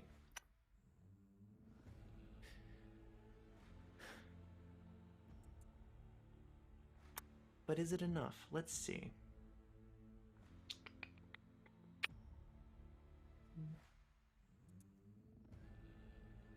Oh, you're fine. You're fine. Okay. But a scream. I need a fortitude save from both of you. As with a flick of a wand, orchestrating just another slice of torment. Poppy, that's a very good save. Rune, I'm not sure it's as good. Rune, you would fail. Poppy, you would succeed, but not critically. It is a basic save. If you would like to use a hero point, you may now, otherwise I will roll the damage. No, go ahead and roll. Alright. 2, 3, 4, What's 5, the damage 6, type? 7, 8. Negative.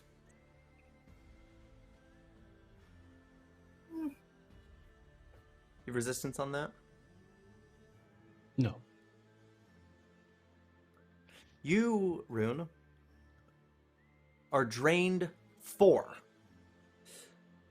which means you're taking a status penalty on con checks and fortitude saves of -4. God. Remove this by resting. You should be fine in time for the council vote, right? But then on top of that, both of you are taking 42 points of negative damage as that Banshee's wail just rips out Well, Poppy into made this her chamber. save, right? Oh yeah, she succeeded and will take half damage. Which really isn't much to worry about. But yeah, you're at 64 wound. I think with that, it is Poppy's turn.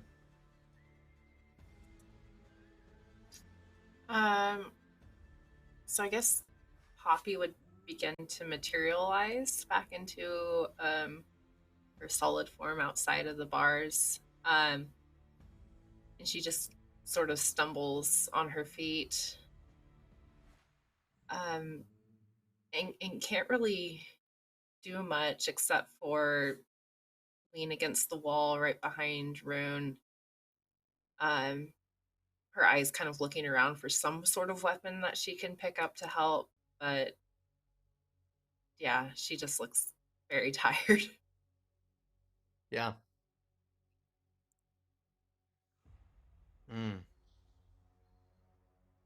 But Is there anything she could see?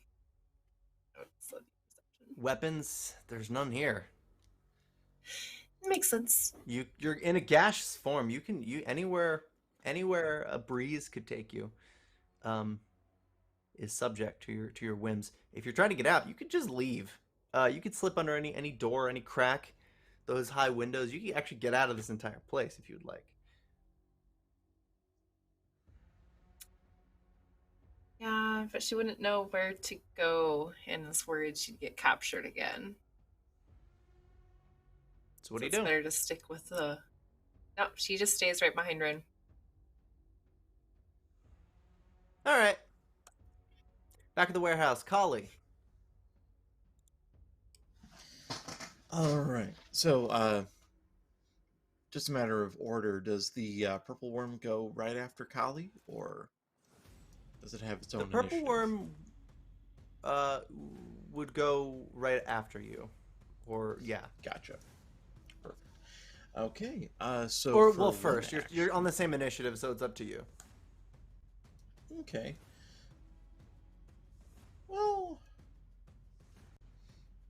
let me just... Let's have the worm attack first. Let's see. Let's go with...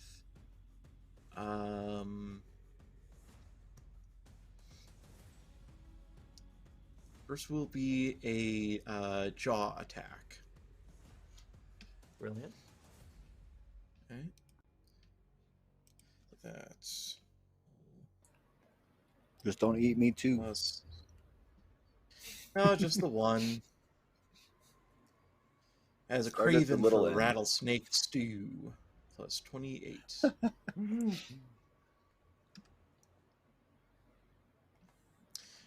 Does a 41 hit? 41 hits. Okay, excellent. That will bring it 3d10 plus 15 piercing damage.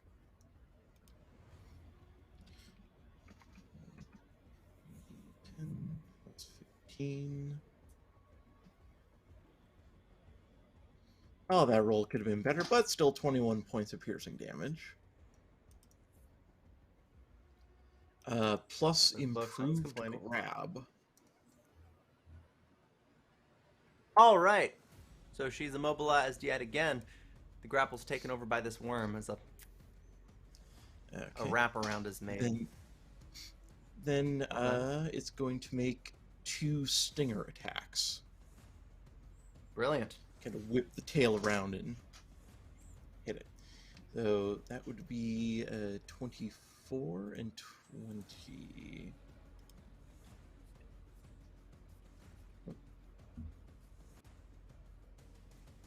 Four.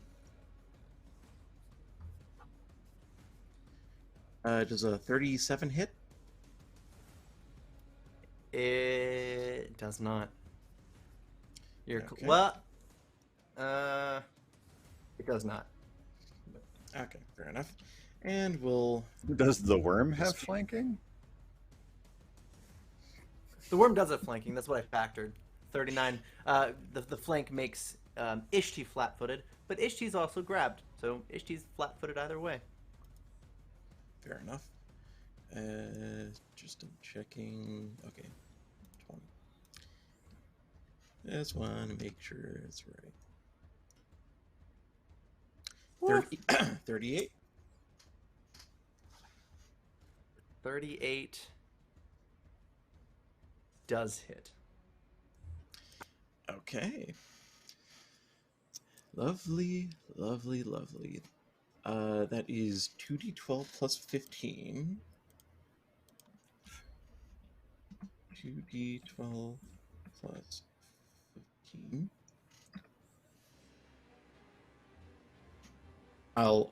That'll work. 29. Yeah. Plus purple worm poison. Or purple worm venom. Ooh.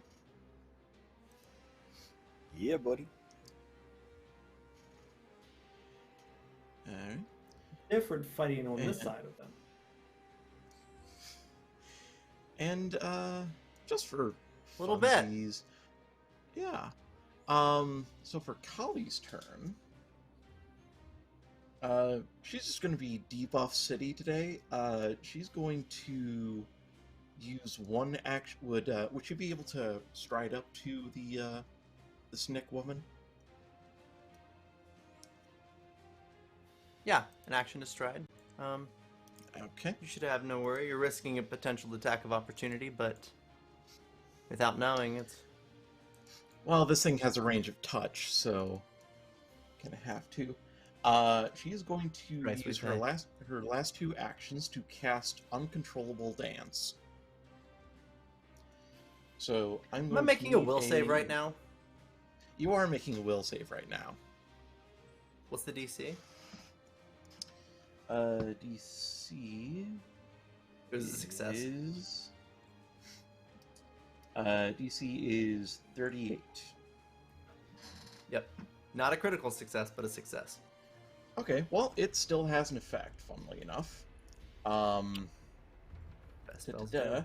So on a success, the spell's duration, which I'll get into in a second, is 3 rounds, and the target must spend at least one action on its turn dancing. So the target is overcome with an all-consuming urge to dance for the duration of the spell, so 3 turns. The target is flat-footed and can't use reactions. While affected, the creature can't use actions with the move trait except to dance, using the stride action to move up to half its speed. Grab an ambush by a snake assassin and they just start dancing. Legion and the snake assassin are tangoing. Dun, dun, dun. The worm has actually ripped the grapple and taken control. But everything, well, first of all, she's going to have to make a flat check to even try to move while immobilized. But then it sounds like even to do that, any move action is going to have to be spent dancing first before anything else could be done. Can she still attack? Oh, yes, she can. Okay. She is minus All right. 1 action. Right. After she gets out of this Okay. grapple. After she gets out of these 2 grapples. Right. A manipulate action in... Attacks aren't manipulate actions. You can attack while grabbed. I believe. So, yeah. What she's going to do, she's going to use Quick Dervish Strike. A dagger attack against each enemy within reach. That's going to be everybody. So, Sailix first. That is a critical hit. Gee. Next. Yep, 51 points of damage. Next would be the worm. 43 is still a hit. Mm-hmm. Next would be Kali. 52 as a critical hit. Again, trained assassin. 51 points of damage. And then Yep. Legion finally. With a miss. Ooh. Just can't break through that AC. Yeah. He matrixes out of the way. Wow, wow, wow. Yeah, you feel that corrosive strike really sinking in. But other than dancing and being immobilized, really nothing she could do. Sailix, you've got the flank. She's grabbed. What do you do? Pretty much just a repeat of what he did last time. But since I didn't use True Strike last time, I could use it this time. Furious Assault again.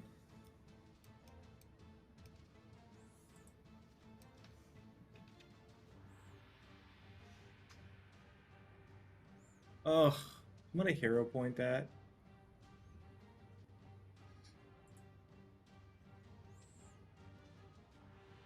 My God.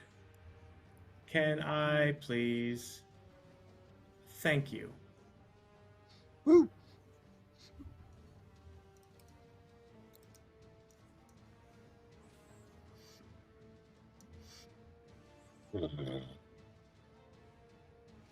Strike and a strike and a strike. Took everything. Damage on damage, sir. Yeah, Sailix, you need Leviathan back. I don't know how else I to tell really, you. really do. He's This- gonna use this his third just ain't action it. to. He's gonna use his third action to set back. Oh my god. To step back. Not to step back, but to step back to where he's in that stance to where he gets that +2 to his AC. Ah, there it is. Okay, got it. I see what you mean. And Legion. The unstoppable force. What do you do? I'm kind of aggravated that the worm pulled her away from me. I feel like I'm in a tug-of-war match with this giant purple worm and this snake lady, so I'm going to try and grab her back. Because on my next turn, I want to try to do, or my next action, I want to try and do the sleeper hold and try and put her to sleep.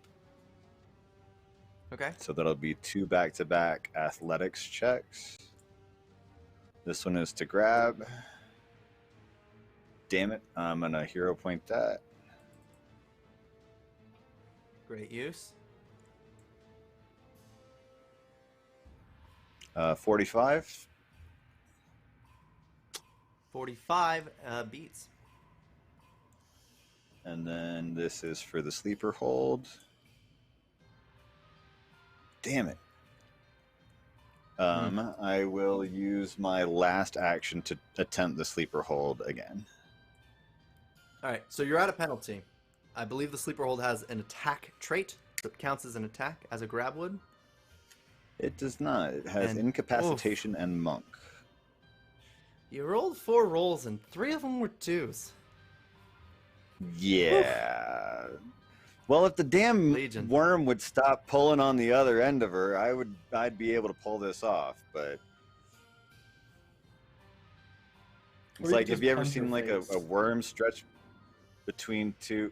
Yeah, but it'd be more fun to knock her out and then do whatever the hell we want.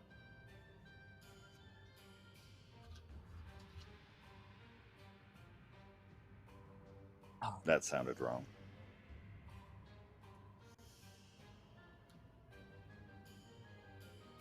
And the battle Sorry. I continues. meant like the punchings. Or like the tying up better, and the Legion. interrogating. Be and- better. Ugh. Anyway, Rune, what are you doing? Yeah. All right. Rune, seeing that Poppy has left the cell now, does ask the gaseous form, Miss Ravenswood, if you would please be kind enough to reform yourself. We'll pop out of here right quick.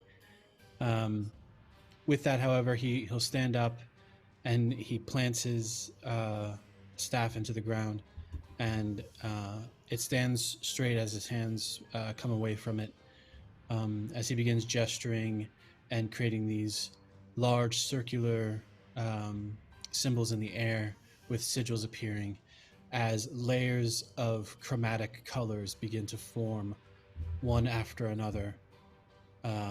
Red, orange, yellow, blue, green, indigo, and violet, surrounding a 10-foot radius around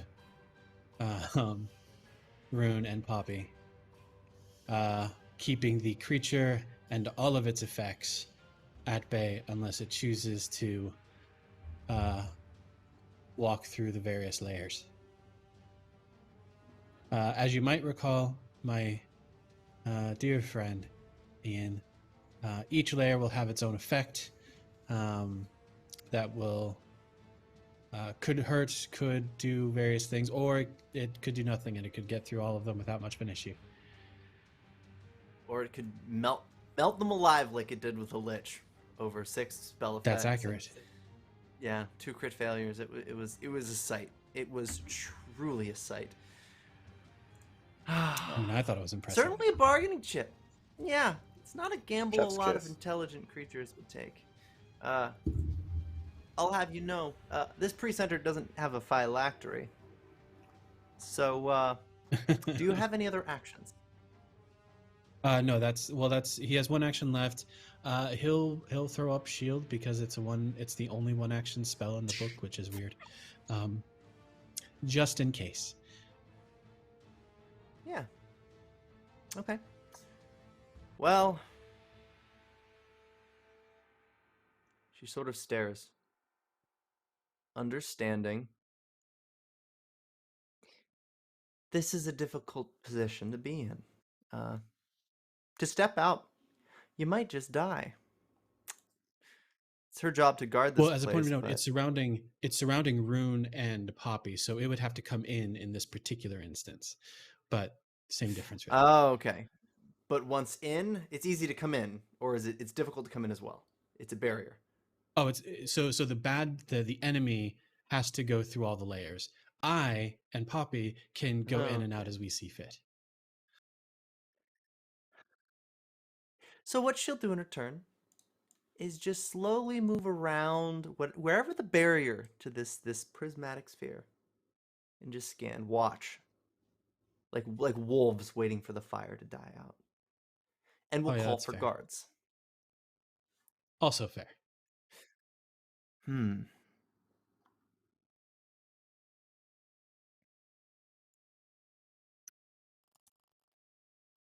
But without a good action, yeah, she's going to use this as a chance to sort of rally.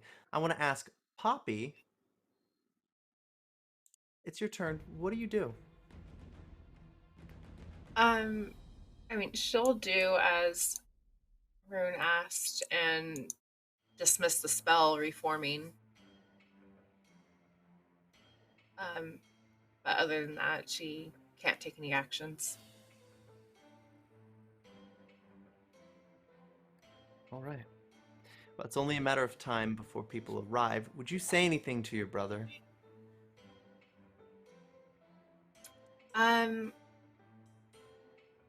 Is Rune facing her right now? Only kind of. It's that stance where he's got his hand on his staff, which is sort of empowering this spell, and one arm is behind him to kind of keep you protected. But he's just watching the creature.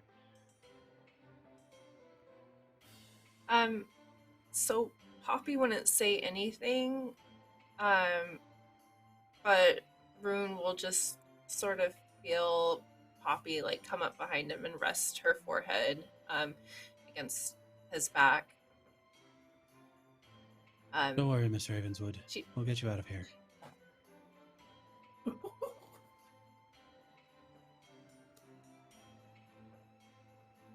Are you not using my name?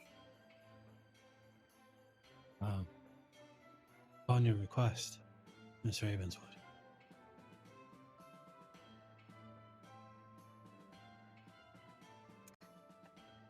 And for now, she just falls silent, but is like keeping that contact with Rune.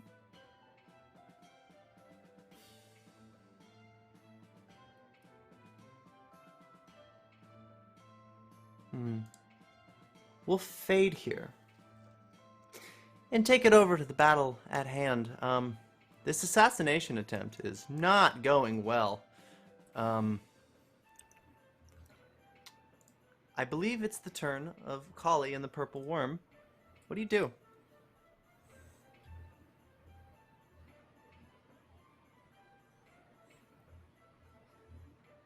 I believe you're muted. Thank you. This is the bane of people who summon stuff. You gotta look up all the stats.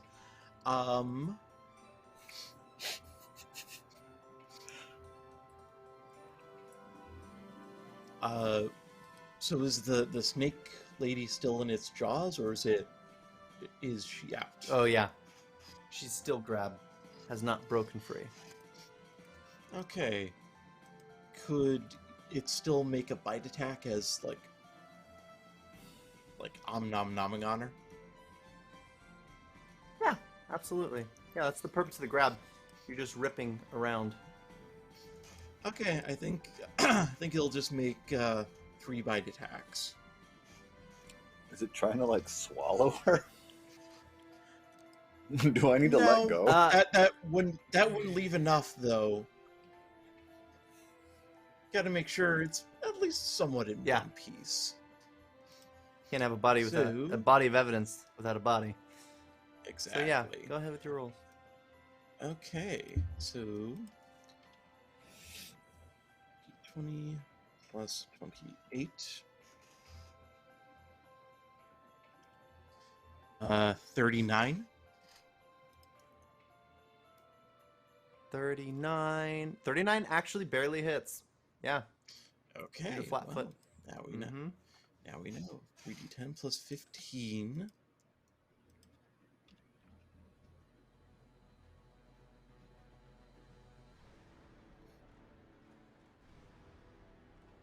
Okay, I like that roll. 40 points of piercing damage. Okay. Fair. All right. Then attack number 2. 23.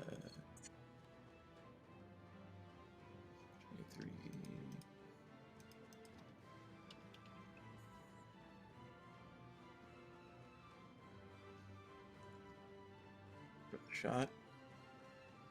33 probably doesn't hit. Your one hit? Nope. Okay. And one more for funsies. Plus, I swear, I have stats. I can never remember stats when I look away from them. 20. Oh, nope. 18. 18. That's 18. Not gonna work, but who knows? And no. Okay. Fair enough. Kali will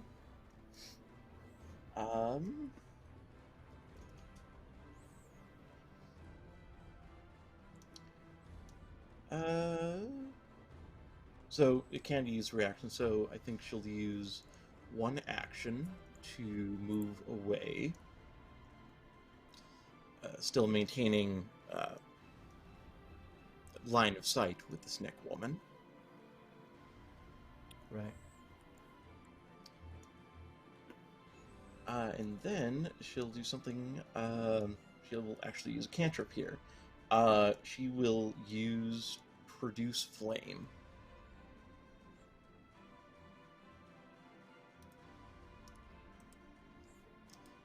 So she'll basically retreats, a few steps, then opens her hand, and this plume of foxfire just erupts out of her hand, and she just whips it at the snake lady. Is it a reflex save? It's a spell attack, actually. Ooh, all right, let's see it. Okay, 1d20 plus 28.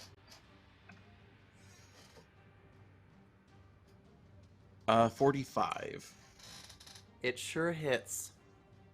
Okay, and so it's heightened to half my level, rounded up, so 9th level. And that is 9d4 plus ability modifier. Okay. 9d4 plus, and that's just charisma modifier, right? Yes. Okay. Perfect. That's a lot of caltrops. All right. Yep. Yeah. So she'll retreat like back here.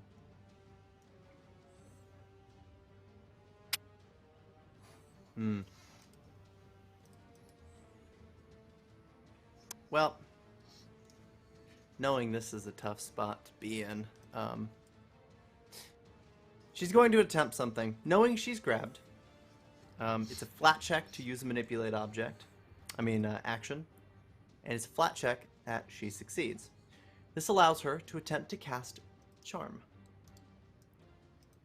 Somatic incantation, pairing a fusion a flick of the dagger as if it were a wand. I need a will save from every single one of you, including this intelligent purple worm. I'll make it, though. Okay. Will saves. Okay. Could I hero point that, please? Yeah, Right. you got a hero point. It's a great time to use it. Okay. It's a good time. Okay. Thank you. Sailix, you succeed. The worm succeeds. Kali, you succeed with that. Legion, let's get a will save. Yowza. Where'd it go? Where'd it go? Where'd it go?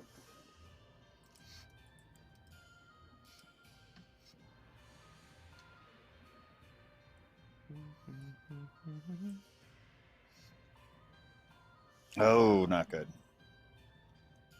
How many hero points? I do not. Somebody wants to give me one, All I'll right, take it well- though.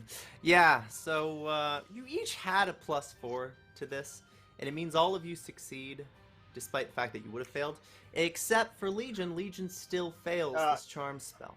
Damn it. What this means is you're friendly towards this creature.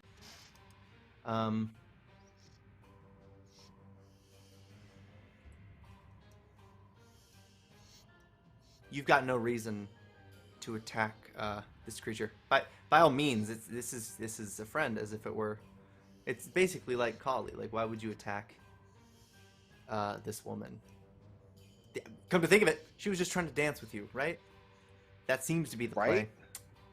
I don't know. Something about it. Can I try and But dance it's all she with can her? do because she had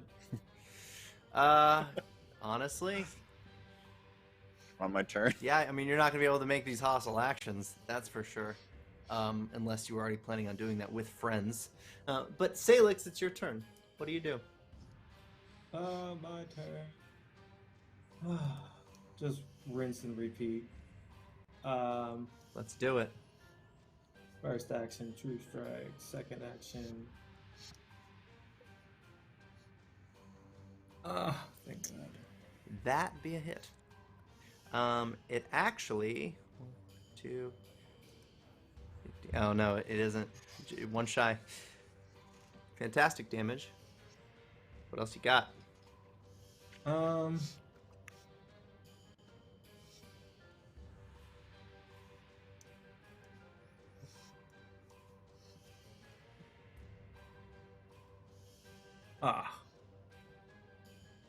Oof. Nothing. God killer. I'm gonna need you to not, alright? How about that?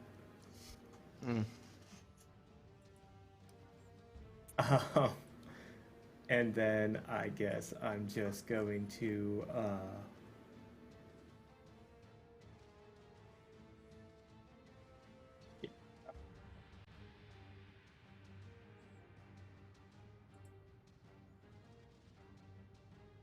he would step back into his stance.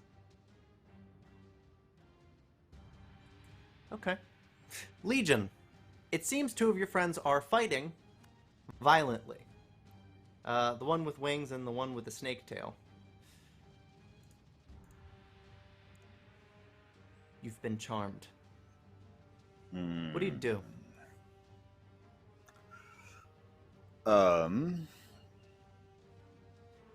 There's no, like, I can shake this off. I just think that this is, my friends are having a bit of a... Yeah, the chance to shake it off was the will save. And what you see Well, then I think... is, yeah, this person, this friend.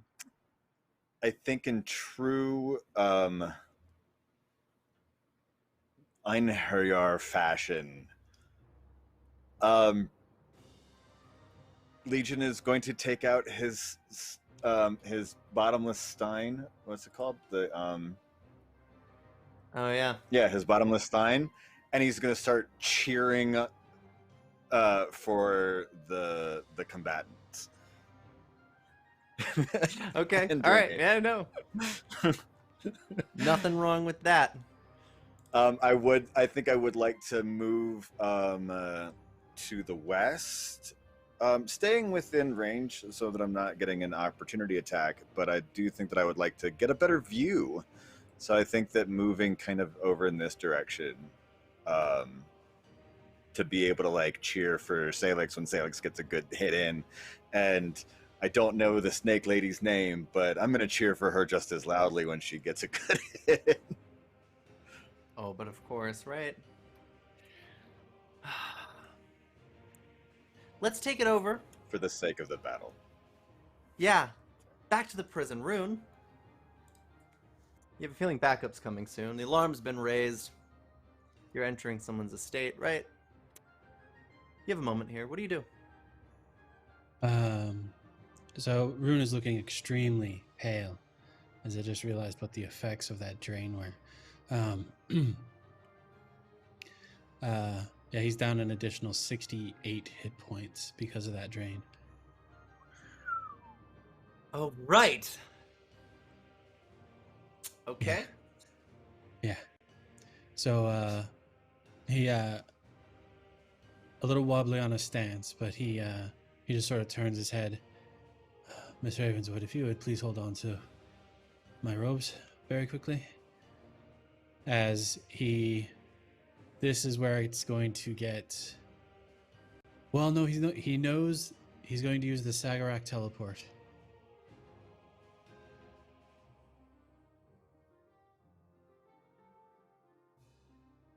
It's a 1-minute teleport versus a.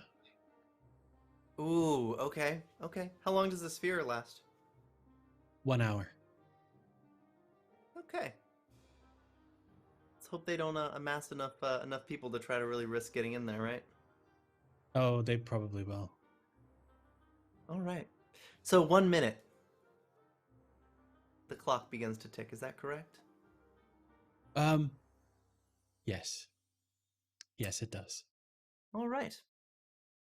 Okay. Yeah. Yep. The Velstrak leaves, and by the end of her next round, you'll hear the sound of more people approaching. Furious voices, by the way. An unsanctioned release of expensive slaves, mind you. Poppy, anything you would like to say to your brother as he begins this spell? Are there any other slaves in this room? You were the only one. This place was actually pretty freshly built. Yeah. Okay. No, she will take hold of Rune's robes, as he had asked, and what are you doing? In between incantations. Well, getting you out of here, that's for sure. Are you coming too? Yes. Okay. Yeah, she then just sort of let him finish the incantation, just again, extremely quiet. Eerie. Muffled footsteps, reinforcements approaching. Damn wizards, right?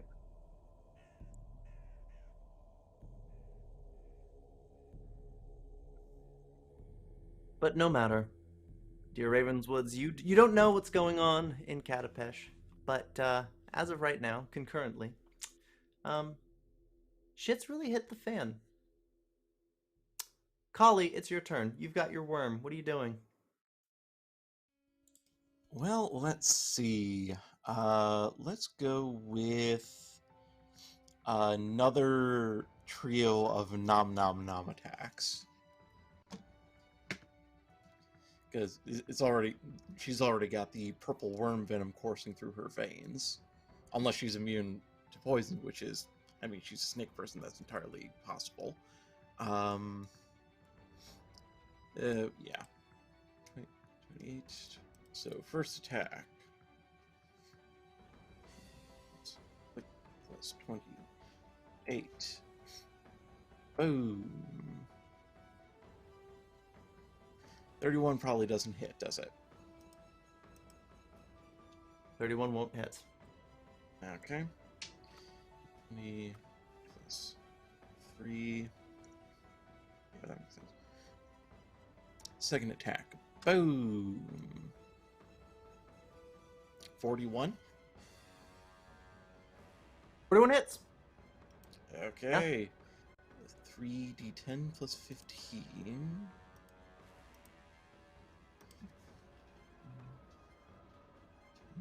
Plus 15. That's a pretty good. 40 points of piercing Gorgeous. damage.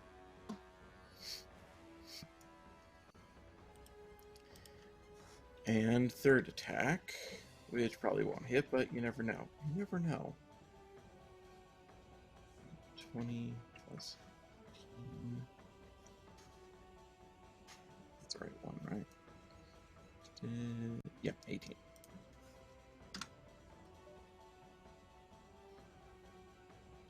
Uh, 36. I don't think that hits, does it? 36 will not. But Okay, you have fair Kali. enough. That's true. I do have Kali. So hypothetically,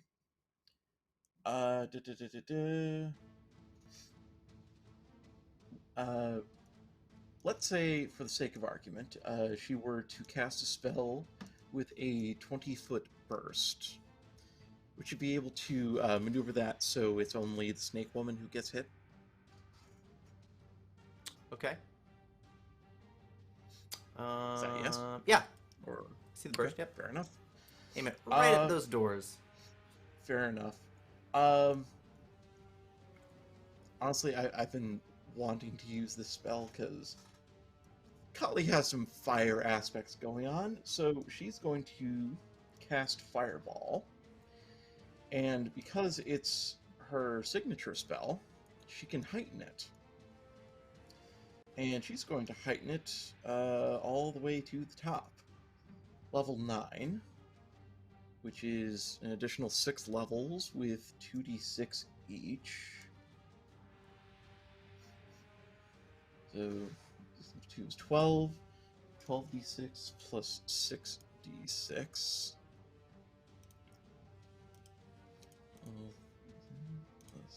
Just want to make sure. Okay, so that's 18d. Well, first, yeah, reflex save, please. She's grappled. She doesn't get a reflex save. Or are you talking about from me? Oh no, from the. Oh, is she like stuck in place or? She's Yeah, she's immobilized. still grappled. So, a reflex save is going to still have a penalty. Well, kind of. I actually don't think there is a penalty. I think there's still a chance at a reflex save. Okay. Is it an area based? So this is sort of a burst, right? Yep. Okay, I'm gonna say this is gonna hit the worm. If you No, need that's to fine. hit me with this to make sure that you get her, I can take the hit. I hope. I say that. Wait a minute.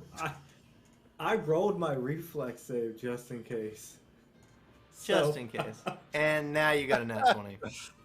Right. Whoops. Alright, so she makes a reflex save, gets 42. Okay, Probably a that does regular succeed. success. Yeah, So half damage. fair enough. That's still. Well, let's see. Let's see how this goes.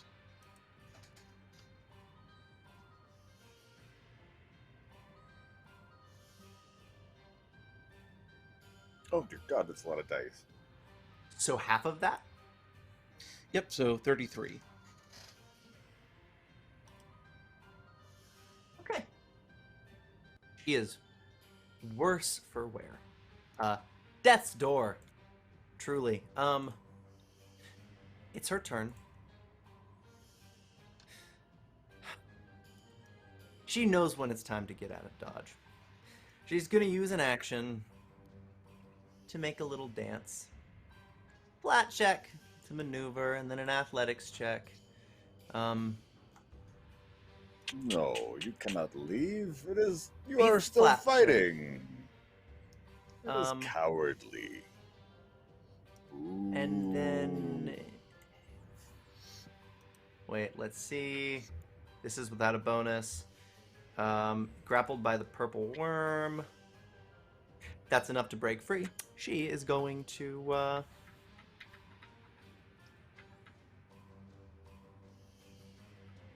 make a break for it, but before she does, she actually has to dance. So one action, break through.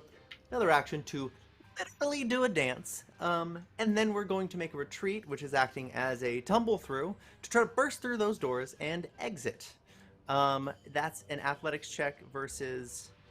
I think everyone's... Let's see. Let's I see think our in skills. true Einherjar fashion, I would try and pull her back. No, come, stay, fight. That's not 52 possible, is right? pretty sure gonna beat everybody's DC in the tumble through. So no attack of opportunity is provoked. The unfortunate thing is she doesn't actually manage to get that far. Right up to the corner, almost ready to slip away. You can tell she's immediately pulling spell components to try to assume a disguise and just break into the crowd. Like, this is her getaway, this is her chase, but she's not as fast as Sailix. Sailix, it's your turn. What do you do? Sailix comes up behind her and swings. Flying? Yeah. Here That we roll. go. Get it. Hold on. The truest of strikes. Sir, that's a hit.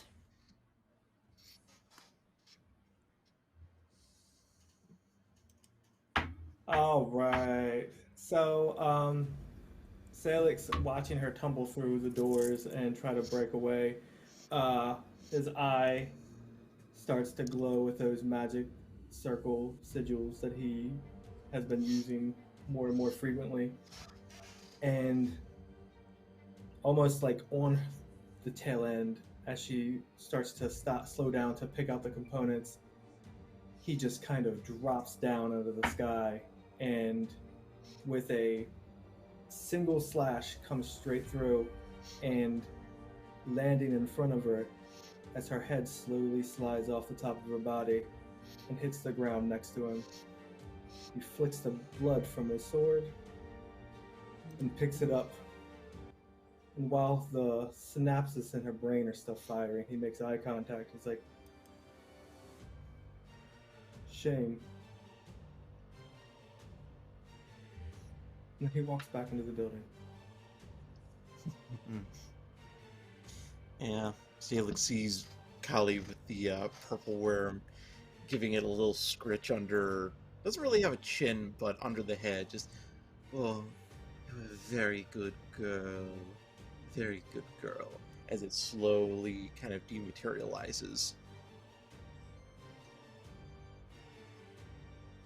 As the charm spell wears off, Legion kind of shakes her head and watches as Sailix walks back in with the decapitated head of the snake woman and just kind of like slow clap with kind of a sheepish shrug. Sorry. Sailix just kind of looks to Kali Offers him a beer. and motions to the rest of the body laying outside. I take it you have a plan for that.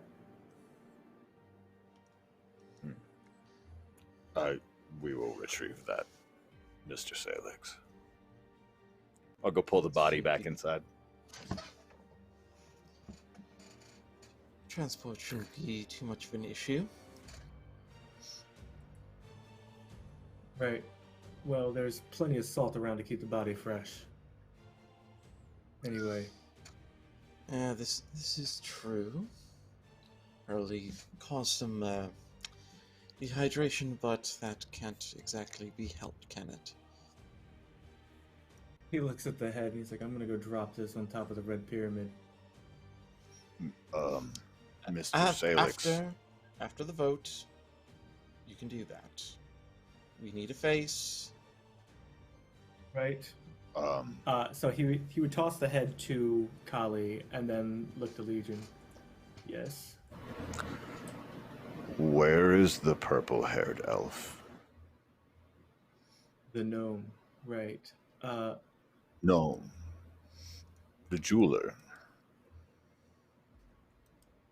Let's go find The one out. who has your soul.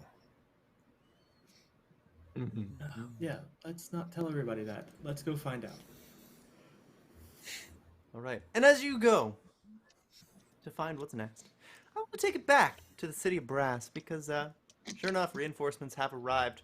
But, Rune, Poppy, the Ravenswoods, anything to say as you finish this preparation, this spell? Is Altshall there?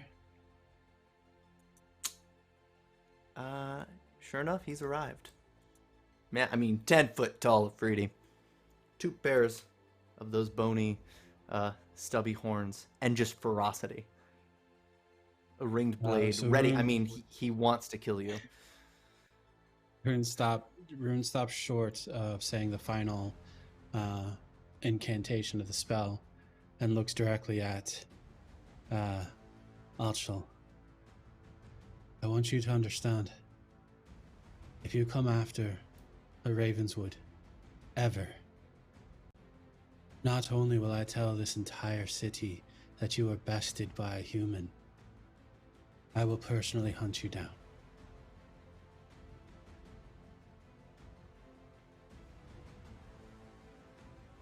You don't have to say you understand.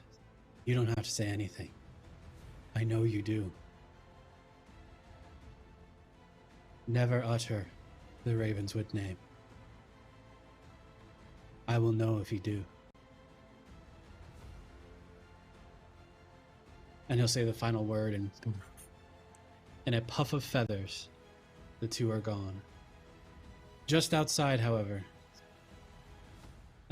so on the other end, Rune reappears where he originally departed from, just outside the estate of this Ifrit.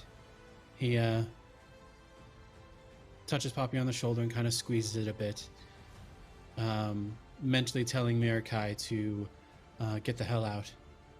As Rune walks up to the gates.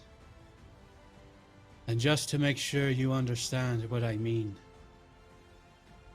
as his hands will spread out and the brass and the stonework of the building begin to rumble and crack, as over the next few seconds, gigantic pillars of stone shear through the building and the compound, shattering the foundation,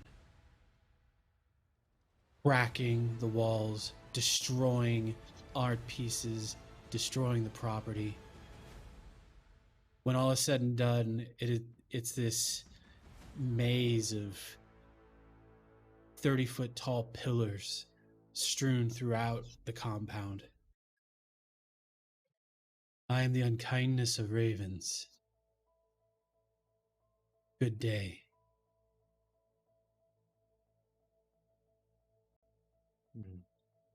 And he will take Poppy and Yeah. walk away with Pelkari, and he will specifically look at Pelkari. I know I have no wishes left. If I did, however, I would certainly wish for your freedom. But you have it anyway.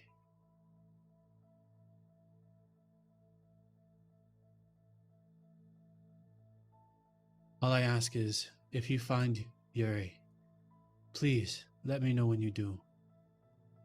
I would love to have an eye on whatever you do to him. In kind, if I find him. I will let you know.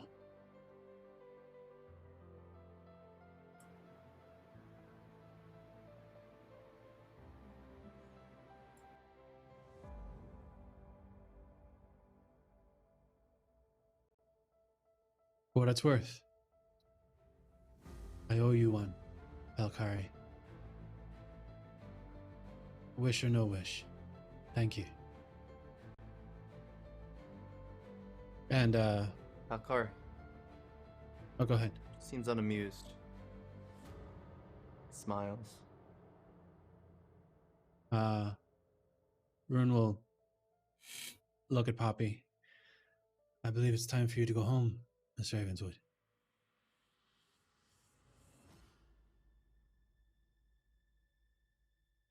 Where? What home? Well, for now, which home would you prefer?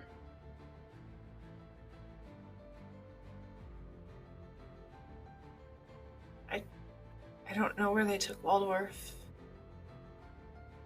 That is a task for another day, Miss Ravenswood.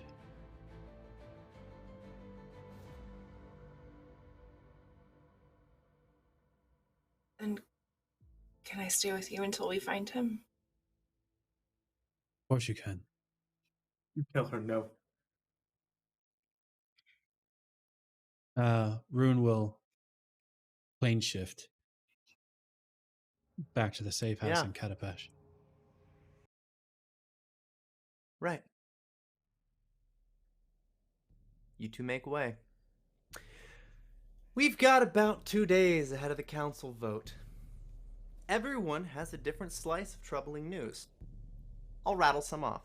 One, you'll learn through Intrital that the Vesparin had someone come in, probably Kali, to take her place while she was gone. She never made it out of the heist.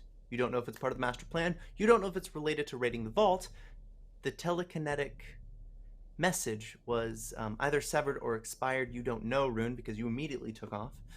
But she's not been seen since, and at this rate, you don't know if she's attending the vote. Usually she'd reach out by now. She's done deep cover before. This is strange, though. The circumstances that caused her to leave, very unsettling. Kali, you know this. Sailix, you managed to find Xavishu. It was all a ruse to get your attention. They just didn't pick the right assassin, or they didn't anticipate you to have so many friends because you had no issue with this attempt. But you now have a body of evidence to help strong-arm this vote. Rune, Poppy, and Legion, you don't explicitly have a way into the council vote. However, a guild leader can elect to invite a guest, a +1 of sorts, to help mediate. Really, the cooling saucer is the coalition of those chosen, delegated by the guild masters to help in disputes. You have no voting power, of course, but if you're looking for a way in, you already have 2. It would just be a matter of maybe Poppy joining in with the farmers who she inadvertently helped. Anything you'd like to do ahead of this vote? Oh, well. I presume we reappear back at the safe house, is that right? Yeah. Oh, yeah. Rune collapses a bit because, Drain 4 will do that. Sure will. I mean, those are hit points currently permanently gone until he rests. Yeah, you're gonna need to rest every single night to drain. So you're stupefied. Each night it's gonna be 1. So you're stupefied 4, 3, 2, 1. Drained. You drained should 4. you should be drained. Oh, okay, got it. Yep.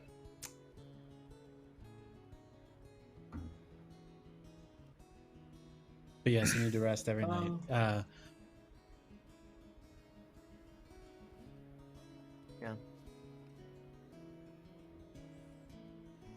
What about you, Sailix?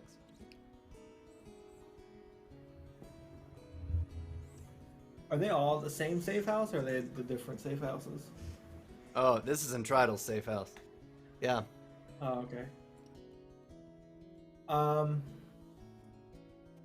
Scarlett is pacing back and forth, not really paying attention to anything else going on. He's staring at the necklace and the note in front of Entridal.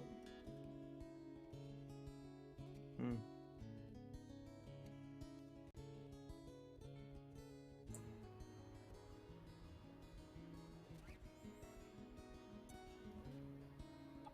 Well, hopefully things clear up after this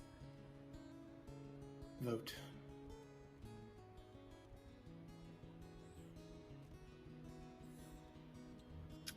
I guess Holly. Poppy would sort of. Sorry. No, go ahead. Go ahead. Oh, she would just sort of crouch down next to Rune, as he collapses, and not saying anything. Will try to help him to his feet. She's been in this safe house before, so she knows where his lodgings are here, and just. It's the only thing she says. You need to rest. Oh. Well, let's take care of you first, Miss Ravenswood. The one purple eye just goes all white as there's this glow to slowly heal some of the wounds on her wrists. She would catch his hand when she sees that he starts using magic. No magic, please. Just heal this on my own. My apologies. Of course. Thank you, Rune. Yeah. I will always keep an eye on Ravenswood. No worries about that. I'm sorry. Or? You did nothing wrong.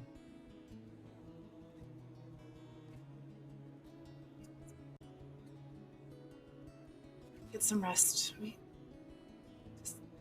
Yeah. She just sort of walk away to find some place to sit. Being very lost without Waldorf and not sure exactly what to do. Miss Ravenswood. It will take time for us to find Waldorf again. He ran into a spot of trouble.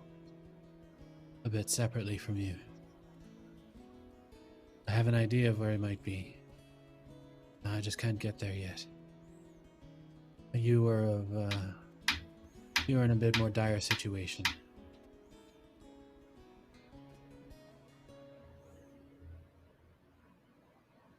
But you came and got me. Oh yes, of course. What else would I have done? After everything I said to you. Oh, no. No. You are the matron of the Ravenswood. Your word has power.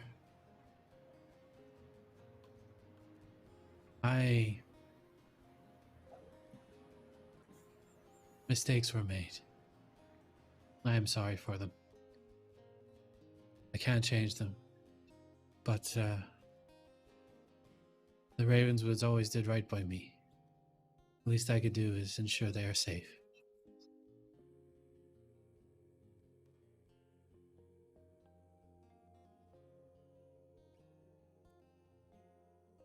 She looks like she wants to say something,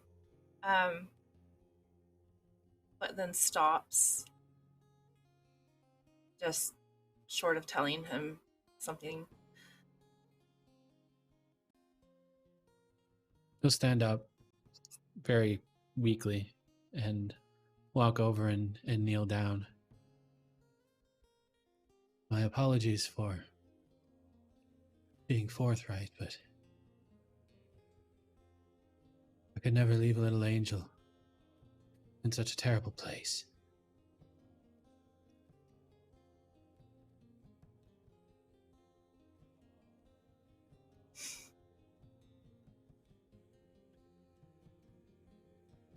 I will always come for you, Eva. Wherever you go, whatever is wrong.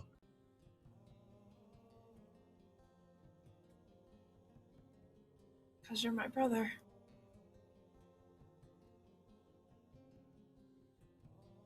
Am I?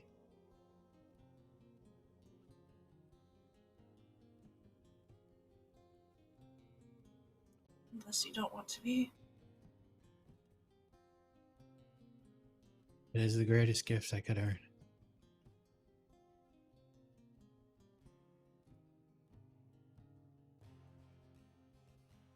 But only if I've earned it. It's not something I should have taken from you.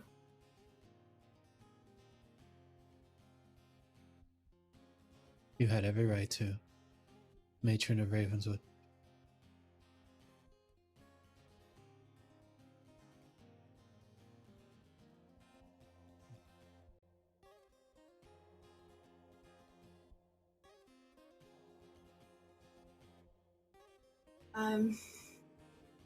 Like not knowing like what to say anymore, she would finally just give Rune a hug. He'll hug back. Yeah. Not crying, it's Thank like you. a very silent hug. He just whispers We'll thank fade you. there. Mhm. On that thank you. Some names are reclaimed on this night, I guess, in a way.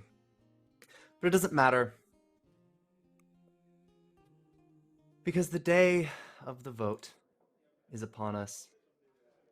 Forward, we're met in such a strange territory.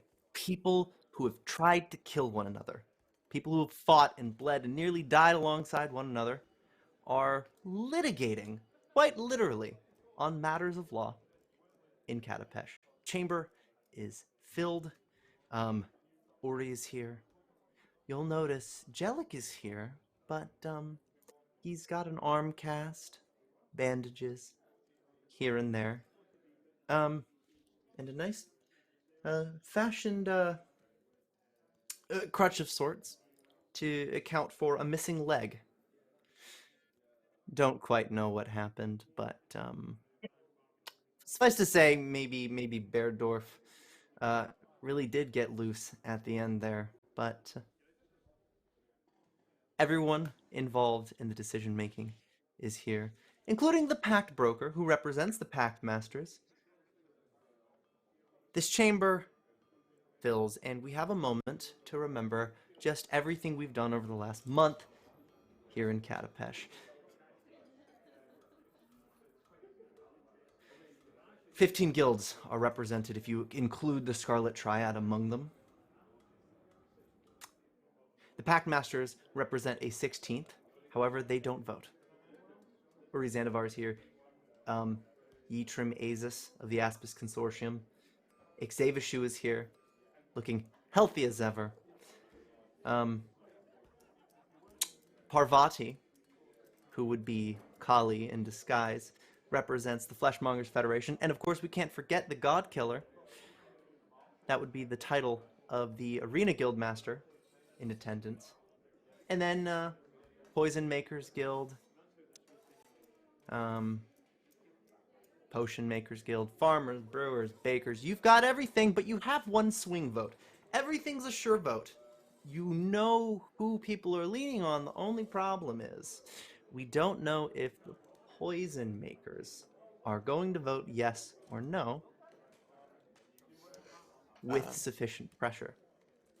So yes. That is something Kali would have worked on beforehand. I'm sorry I didn't interject. No. So this is the retroactive skill check. Yes. No, it's definitely factored. So basically, in the same guise, Kali would have paid a visit to the Poison Master. As I recall, they were kind of implicated with this assassination attempt. So she will go there, have a little chat with the guild master, eventually taking the dagger that the assassin was using, kind of going it back and forth like a sword of Damocles. Well, somebody has been very naughty. Sloppy work. I know you were a hand behind this, but I am nothing if not merciful. The vote coming up in a few days.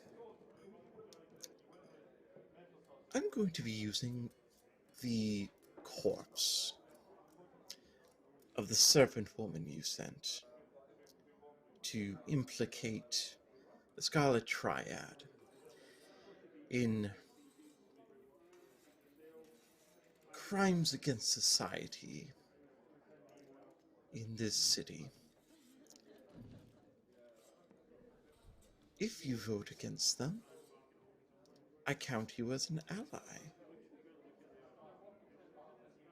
If not, well, it doesn't take a detective to find out what happened with the poisoned blade in Katapesh.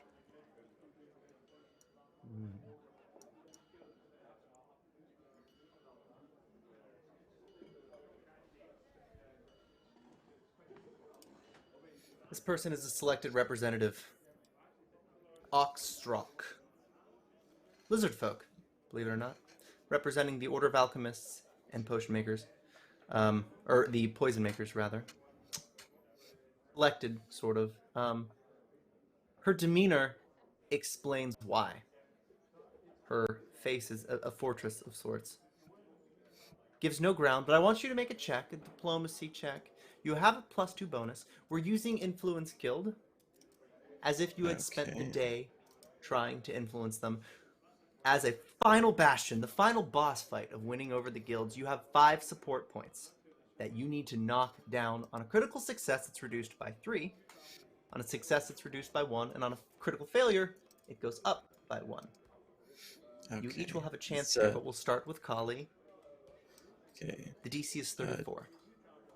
Okay.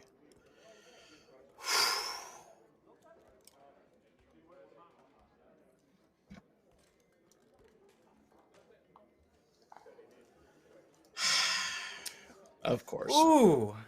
Okay. All right. So 26 is a failure. The support points are not reduced at all whatsoever.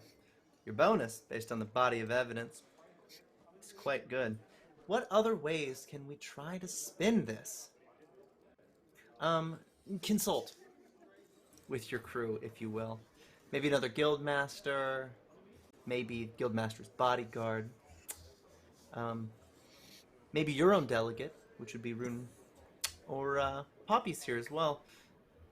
What's the plan, guys? I feel like... Sorry, what were you saying? I was just going to say that throughout everything that Legion is just looming over, like, behind Sailix, like, arms crossed, doing, like, the eternal intimidation check. Like, you might want to listen to what my boss has got to say. You know what I'm saying? Okay. Let's see. Make an intimidation check for me.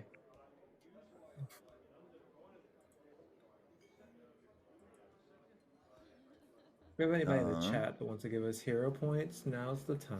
And I do have... It really would be, wouldn't it? Intimidating glare as well. No, so So if no Salix penalty is if the willing to creature accept doesn't this as understand aid. my language. Yeah. Yeah, that's good. This will help. Salix, it's been a Just while since you've dealt with a lizard folk. Intimidation strong is good though. It silence. would give you a +2 bonus. Actually,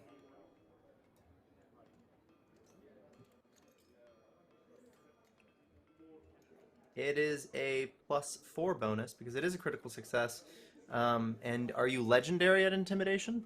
No, you're a master. It's a +3. Master. You have a +3 bonus, Salix, to your check. I will say, to note, she does look a lot like Reika. All right.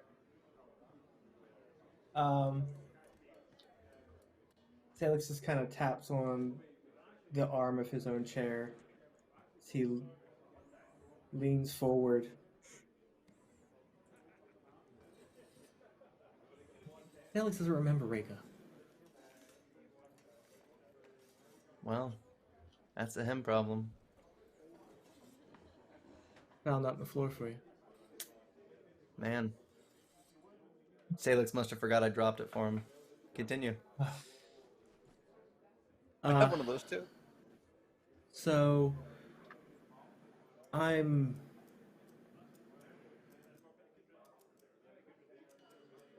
your people are an honorable people. I know this from first-hand experience. They don't go through underhanded means to accomplish their goals. So, having this blight put upon your name would not be in yours or any of your descendants' best interest. Because when you make this decision, you must remember that you are not speaking only for yourself, but for every one of your name that has come before and who will come after. You need to carry this in your mind when you make this decision. As if not, your name will be disgraced.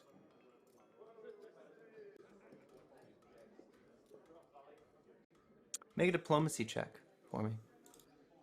Salix. Oh, that intoxicating charm seems to shine through a little bit here. But we'll see if it's enough. You've got a +3 bonus. 36, 37, 38, 39 is success. Support points reduced by 1. That is 4 support points left before they apparently turn their favor.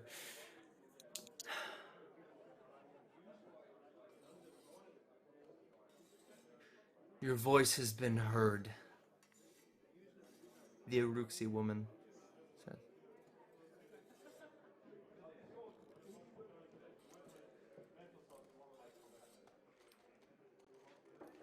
She moves to speak with the other guild masters. Eventually. Yeah, go ahead. All the guild. This is where all the guilds are at. I apologize. I want to make sure I'm understanding the scene. Yeah, the guild representatives are all here currently. All right.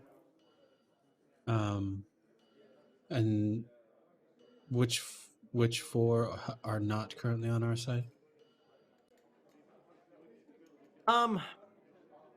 So wait. So these 5 support points are on the swing vote. The rest are probably too difficult to even attempt to get at this time. Oh, that's fair. Of the 2/3 majority, you have nearly 2/3. All right. Which ones are left, if any?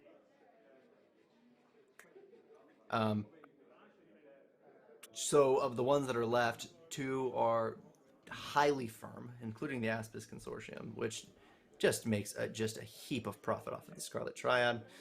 They've also influenced the Union of Breeders, who have a vendetta against the Unforgotten. They have no reason to change their vote anytime soon. And to reinforce this, the representative who's here to conduct the vote stated publicly that they don't have permission to even vote differently. They can't be swayed either way. They did it so as not to be convinced. And then the remaining 2 would be, I believe, of course, poison makers, and then finally it's blacksmiths and metal workers. But you haven't even begun the roots of that mission. Largely, it would have been Waldorf. Right. Waldorf was kidnapped. Mm-hmm.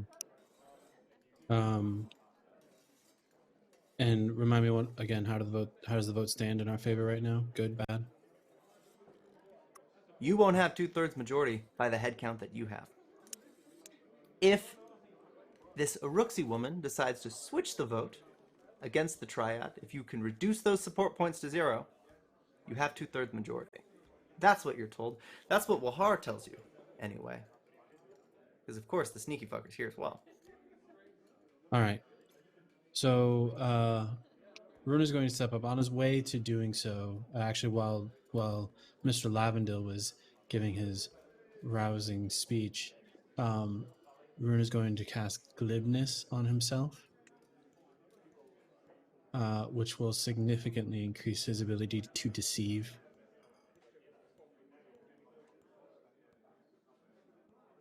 And he will weave a rather intricate supporting off-truths, using the information based on just what he's observed. The snake woman themselves, where they could have come from, the poison that was used, the dagger, to help enforce and the proof that the attempt against Guildmaster's life was made.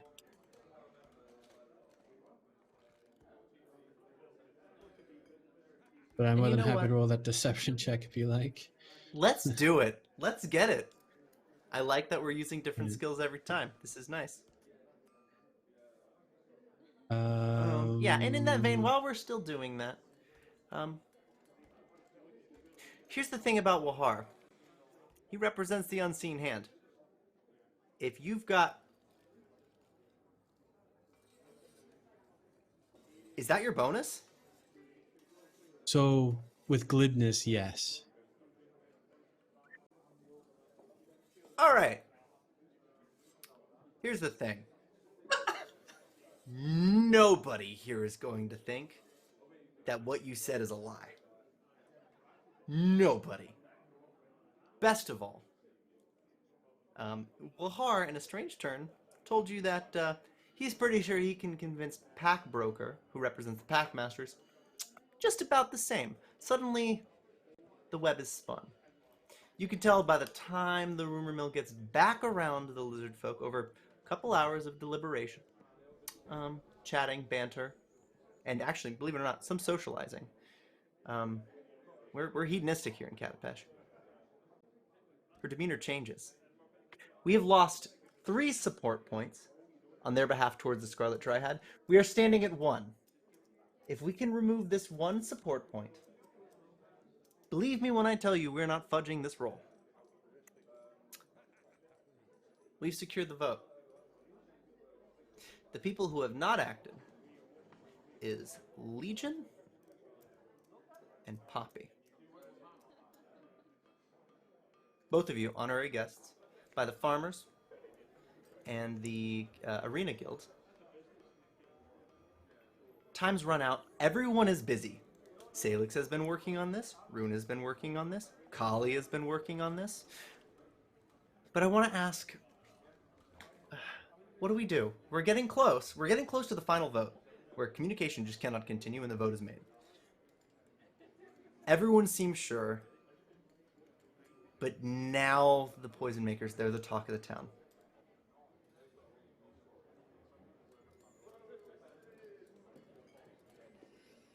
Can Sailix go up to Poppy and whisper in her ear?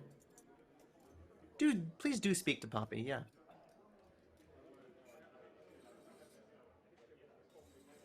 Hello, Eva. Certainly. She comes up behind her. She jumps slightly. Sailix? I'm gonna need you to go talk to that beautiful-looking lizard woman over there and appeal to her sense of family about how the Triad has taken you away and tortured you. And he touches her wrist slightly. I know it's a sore subject, but this is to make sure no one else is put in your situation.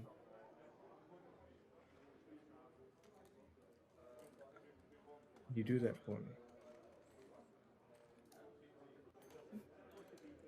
I'll try. That's all I ask.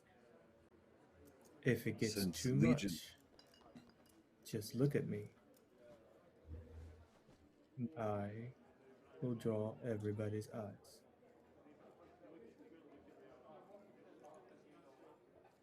Okay. Sorry. Since Legion was following Sailix around a moment ago doing the intimidation act, Ms. Ravenswood, would you like us to escort you for safety's sake?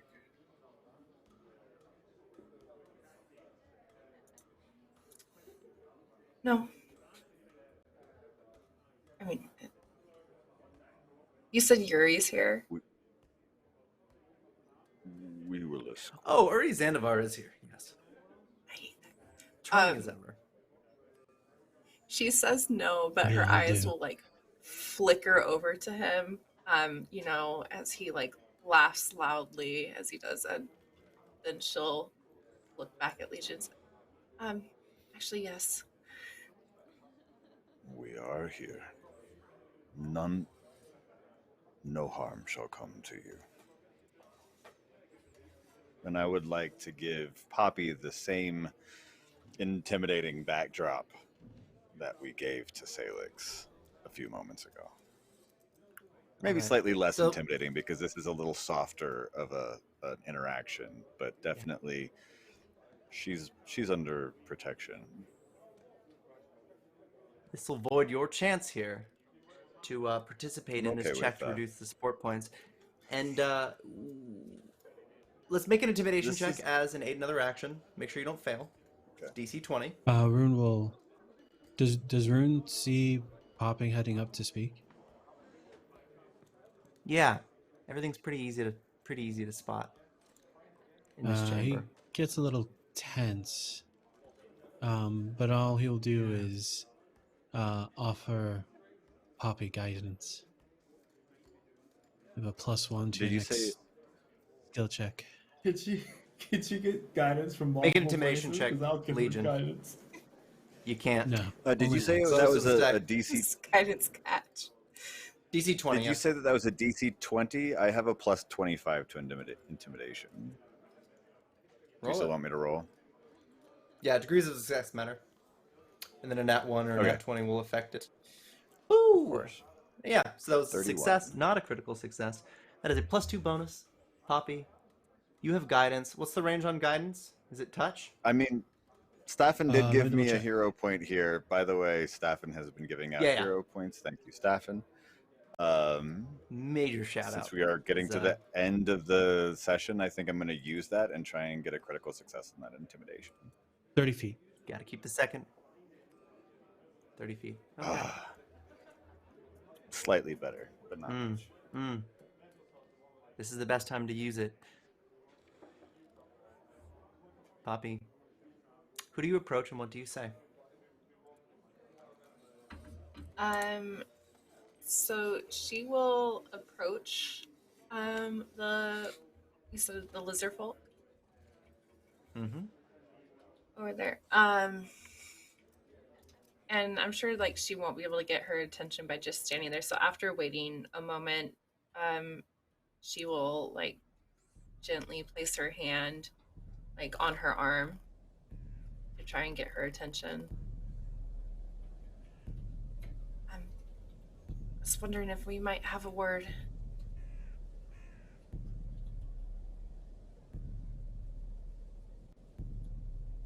I know you Who are you? don't know me.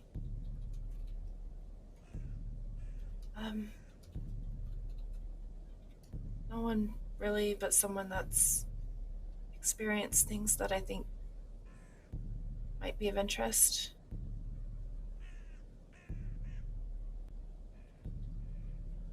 Do you have a family?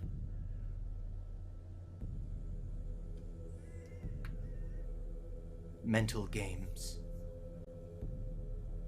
We all No have games. family.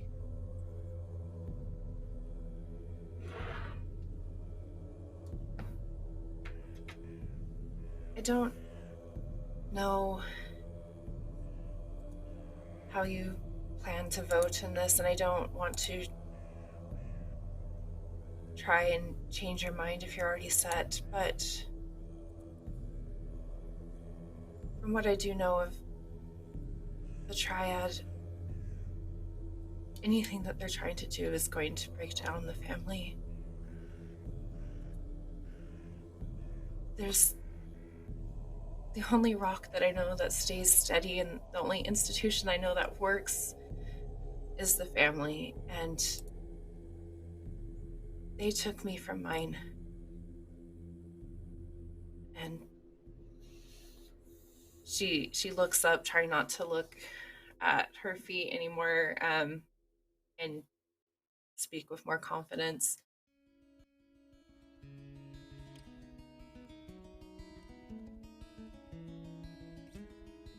If you vote to keep the Triad in this city, then it's not just going to be your family that's destroyed. It's not going to be my family again. And she sort of looks around the room. These people are in places of power, and they're not the ones that are going to get hurt, but it's every single other person out there that works with you that would be affected by this. And she'll glance over at Rune, and it just doesn't matter how powerful you are. If there's a loophole and they could take your child, they will. If there's something that they can gain from it, some coin that they can get, a price that they can fetch. I still don't know where I'm somber. many of my friends are, and I don't know where the man I love is, because they still have him.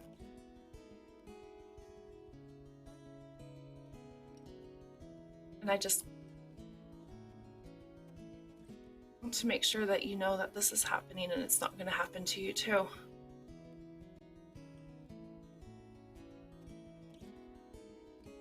The lip shakes a bit. I've made your check. Your result doesn't meet the DC, but you have a hero point if you would like to spend it. 2 hero points. Yeah, what am I rolling? Oh, it's already rolled. Oh. You got a 28 plus your bonus gets you to a 31. But it fails, so spend a hero point and re-roll the lore of your patron deity. If it doesn't work, you have a final hero point. The Lord patron deity. You still get the guidance bonus. This would fail. Second Spend one. your final hero point. Yeah, let's spend the final Oh. hero. This isn't stressful, right?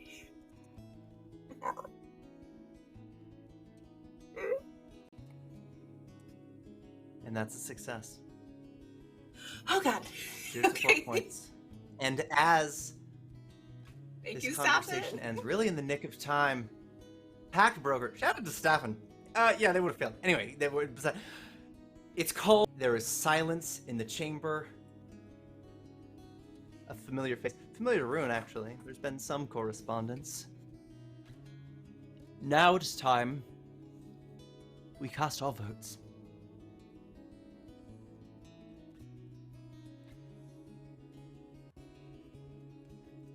All hands raised. And you'll see everyone with a vote to cast raises a hand. It would be 15 people in the chamber, including Ori Zandivar. I'm gonna take that hand, Uri. Kali and Godkiller, you're expected to raise your hand as a hand to vote. High in the sky, this circular chamber. There's tons of people away. You're sort of in that inner ring. This lizard folk steps past Poppy. Wait in the chamber. Should the Triad have no quarter in the city of Katapesh, the hand lowers. And those who support the Unforgotten slowly lower their hand until 5 remain. The 5th and final, the Uruxi woman, quivering, shaking, refusing to look this Ori Zandivar in the eye, drops the hand. A 2/3 majority is met. The decision is made anticlimactically fast. Smack of a hammer on wood. It is decided the presence of the Scarlett Triad is considered unlawful. They are to leave the city. Ori stands up. Hands vibrating. Packbroker will go into details. They have about a week to leave. They're given no special protections, and now they're no longer considered a guild. But as that, the boring tedium starts to roll, there's some celebration. Quite a lot, actually, in this chamber. Still strange that the Vesparin isn't here. Starting to wonder what that might mean, what she might be doing. Or if she's really just truly here all along. The drowned out chatter is broken. Ori yells, "So that's it then. Dear friends. Wow. I mean, really, it's been a pleasure. I like to think we still have so many friends here. Packmaster being one of them. He's in our care right now as we speak. Sailix is clapping. leave you all You to can't it. hear it because of NVIDIA. As Uri's speaking, he's like, "Let me know if you need help packing. I know one ear is making it hard to hear that you're supposed to get the hell out, but if you need some extra hands, I got 2 right here." Not to worry, Godkiller. I've got a can bear's assist nose, as they well. tell me.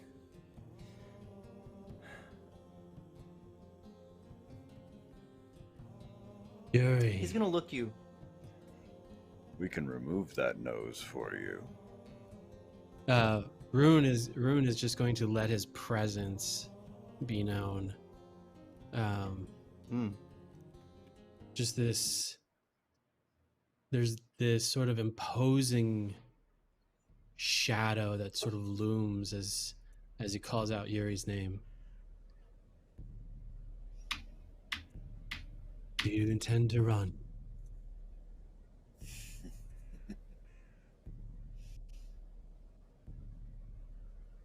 I have a secret, We would like to see. Rune. How about we both keep our mouths shut, yeah? Secret. Silence is good for you right now. Yeah. Yuri. Do you plan to run?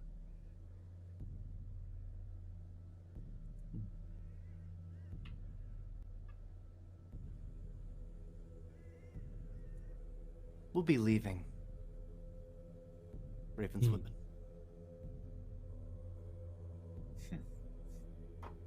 Yes.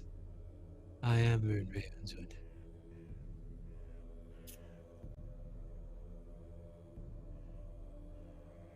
Please run. You, Fury Swiftwind, have crossed the line.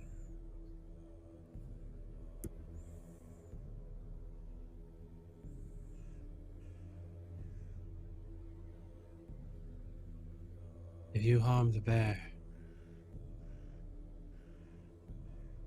there will be no place you can hide.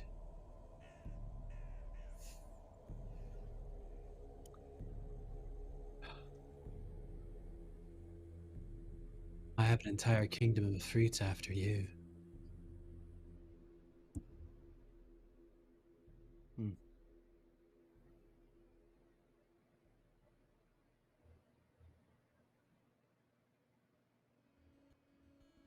I'll be leaving. Have a good life, Rune. He's gonna step off. Zephyr guards each corner of this building, just sort of making sure no blood is shed. It would be bad for the money. Cash flow wouldn't like it.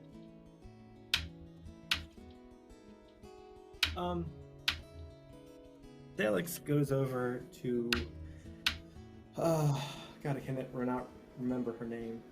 Xavisu? Yeah. She's celebrating And, this win right now with the farmers. Kind of kneels down and pats her on the shoulder. So I guess you're free to operate in your city unimpeded once again.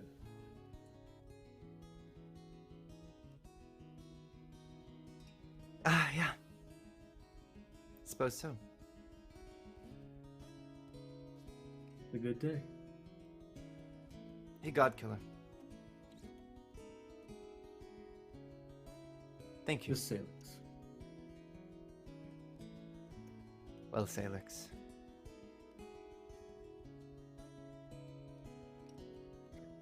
The gem is ready. I'm afraid to tell you what it means.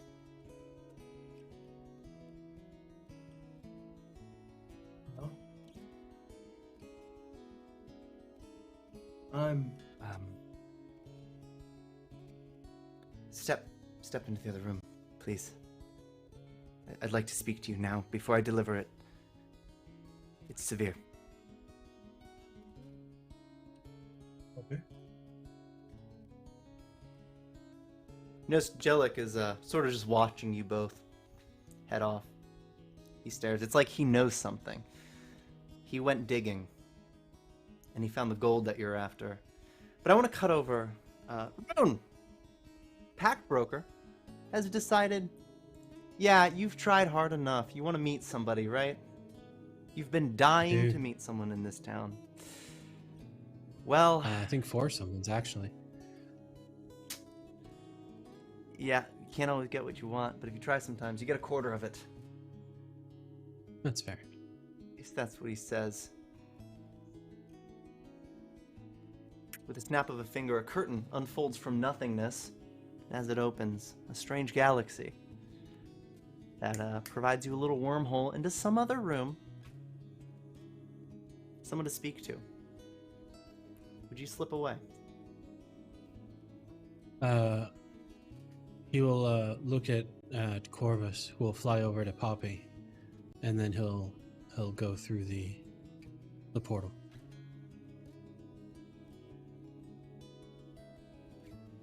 Okay. Poppy, Ollie, Legion. A moment here to celebrate, but naturally the party just seems to scatter. What are you doing?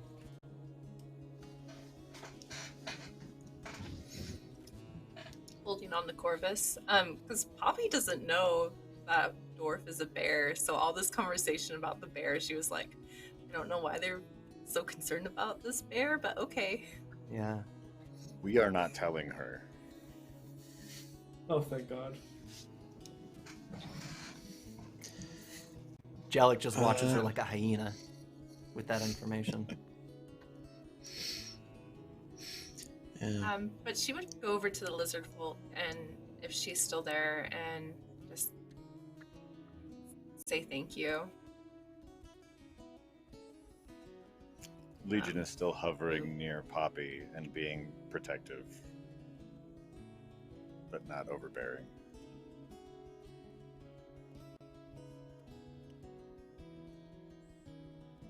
That's Kali. Alright, I'd say Kali, her illusion's probably getting thin anyway, so she'll politely excuse herself. And I think she wants to see a full view of a fully free Katapesh. So she's going to use her various beast forms to fly to the highest point in the city, shapeshift back to her usual hybrid form, and just stare out at the wide city, soon to be free of these slaving... Worms would be a poor comparison. Worms produce. They're good for the soil. The filth that was once the Scarlett Triad. Yeah. And just like that, this mission is worth something. The sick traveling, restless nights matters for you.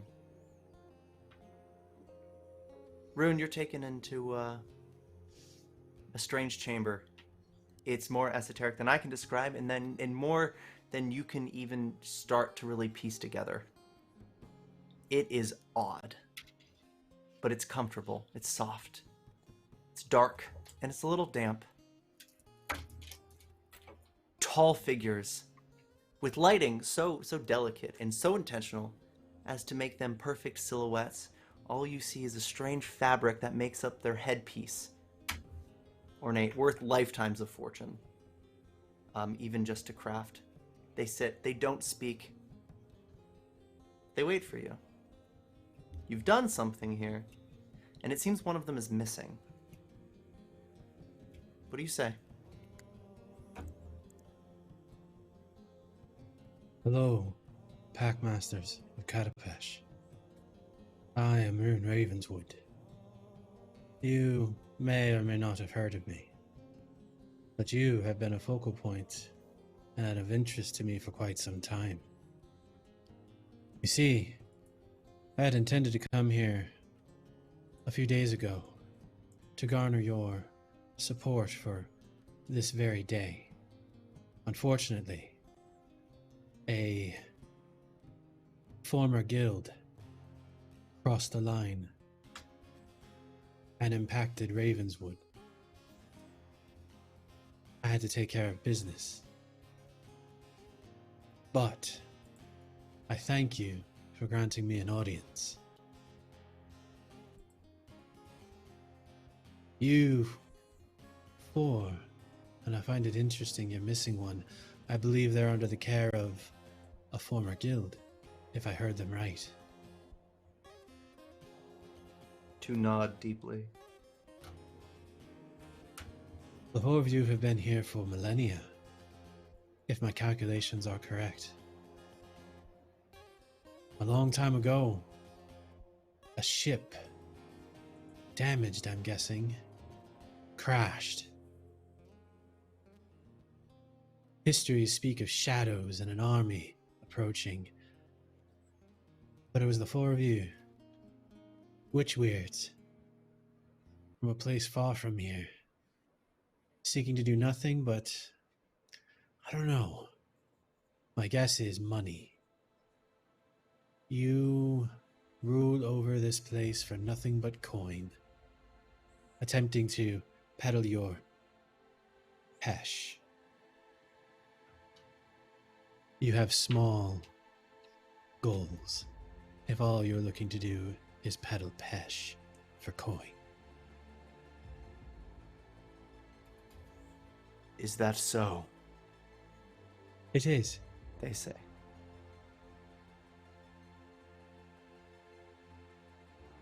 You have a wonderful city and you have an interesting form of control over it. The guilds banter about doing what they wish, and you get to reap the rewards. Honestly, a well-laid plan to be sure, but I guarantee you that former guild has taken one of your own. They are now a slave to the Triad, or what's left of them. Now, I can't promise I am in any way able to save one of your own, and in all honesty, maybe the three of you don't necessarily care. More profits for you. But what I'm willing to offer is this. If you care about your mate, the Unforgotten will look for them and will attempt to save them. More than that, however, I am willing to offer my resources to open up your merchant pathways a bit wider. As far as Tianxia and north to the World Wound. In return, however, I ask for three things.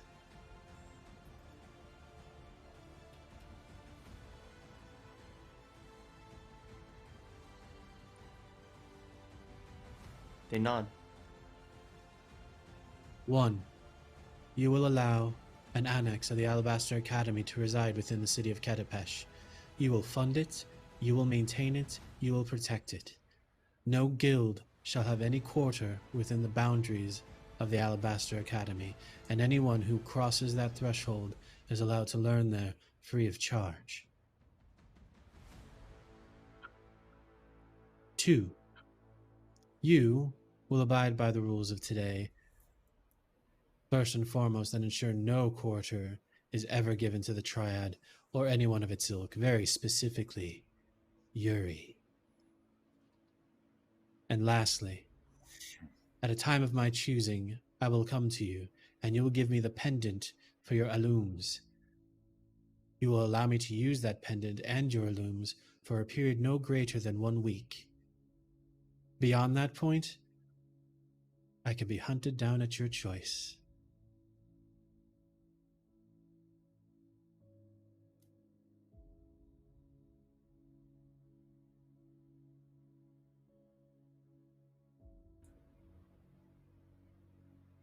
These are met on the condition that we are made whole again.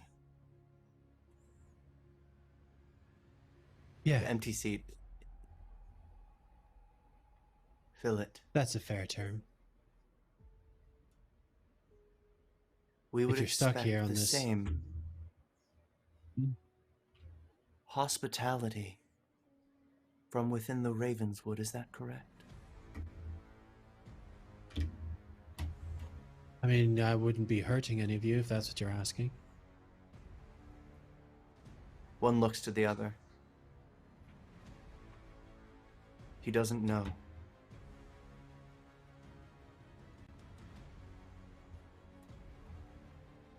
Oh, The wait. agreement is Did met. you say the You Ravenswood? should leave.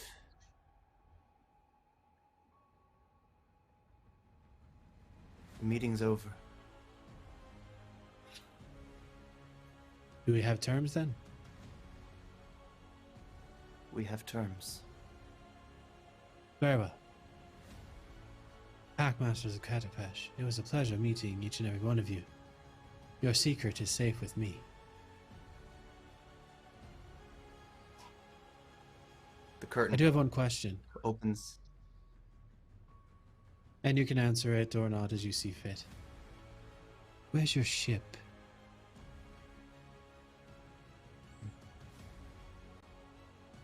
Find the Ravenswood first. Goodbye.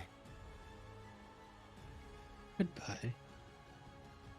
He squints at them at that and sort of cocks his head before turning around and walking through the portal. As you head out, It's just gone, as if it wasn't there, and as if you weren't even gone for an instant. So the world sort of resumes.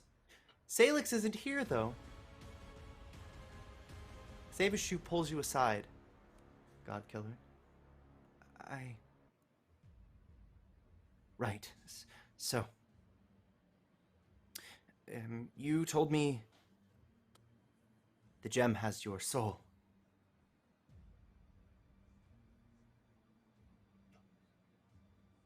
She just puts a hand on your chest. To confirm, you see a sort of like roll back in the eyes. Sailix. This was overlooked. This is your soul. But you still have your soul. This holds nothing. And yet, by every measurement, it's you. That's never existed, not in any history. What are you?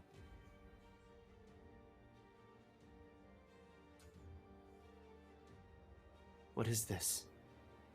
It breaks my measurements and the raw power of what this could mean.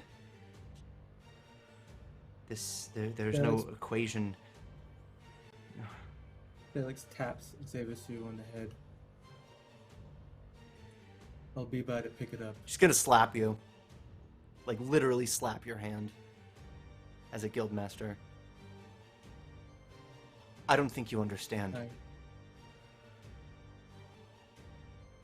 There's a lot I don't understand. And I appreciate you taking the time to inform me of such matters that are beyond my comprehension. You see, somebody to go meet. Somebody that is going to clear everything up. This. I visited Axis. Briefly, I was safe. She pulls a piece of paper, unfurls it. It's a drawing, shaped like an Ouroboros. Creation myth. Nothing's even been confirmed. The plane of time has never been explored. Not in any useful capacity, and yet if this is you, if this in this fucking gem is you, it's a temporal noose.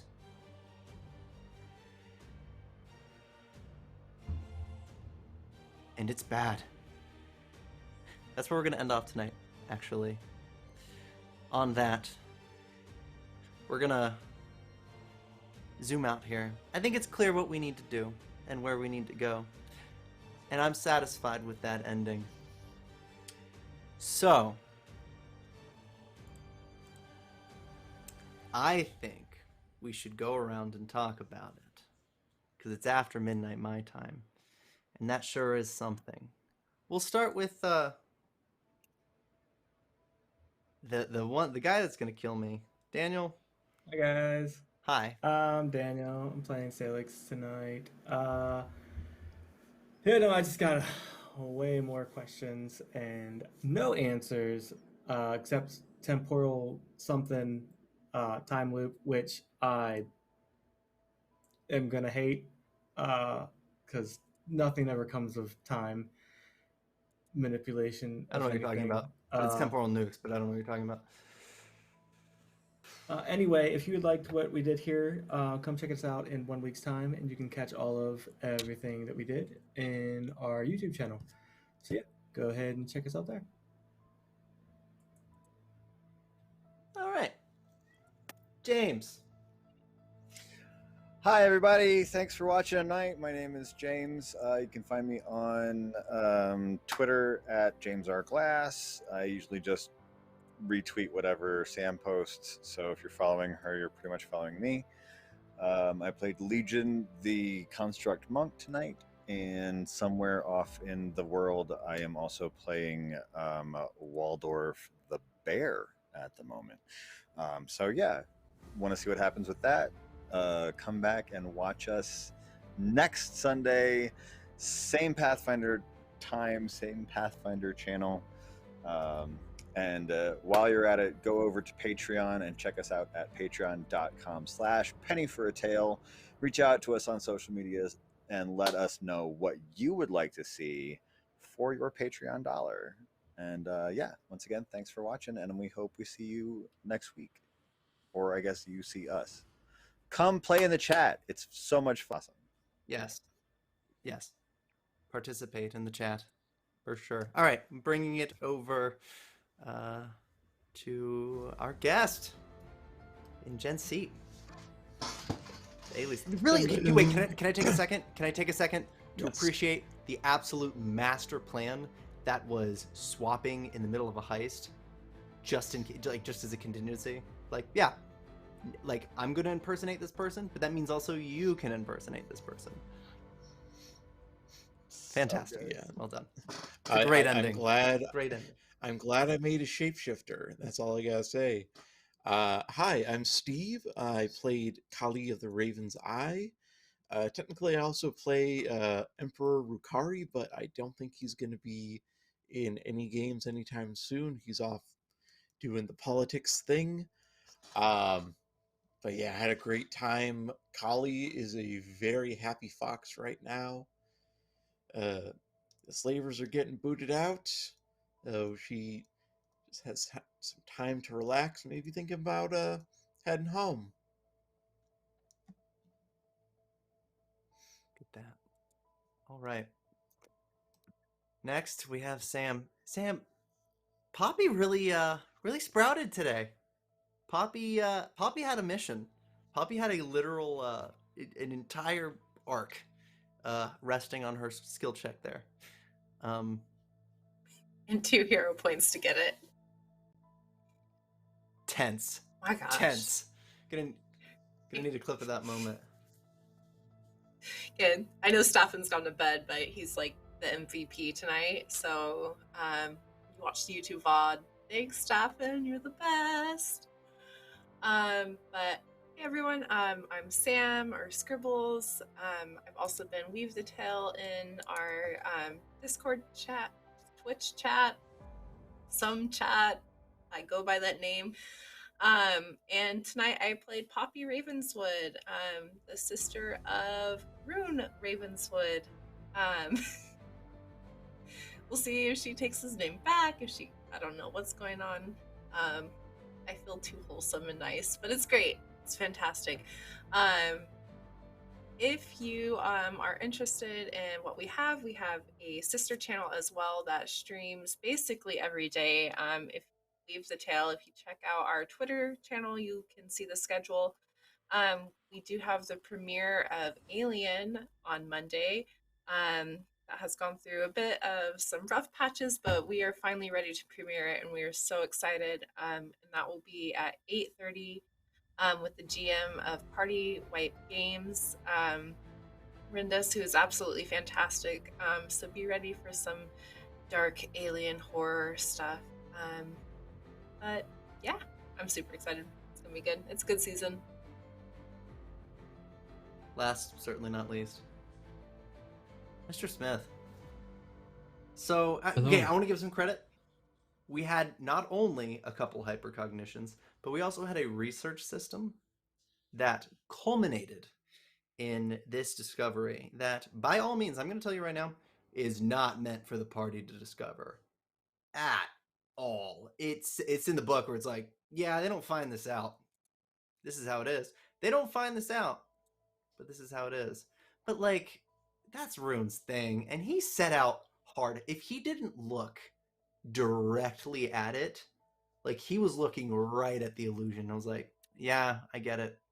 I gotta do it now, because he dug and he dug. I didn't lead him there, but he wanted to know, and he figured it out. So well done. You got the deep lore. Go me.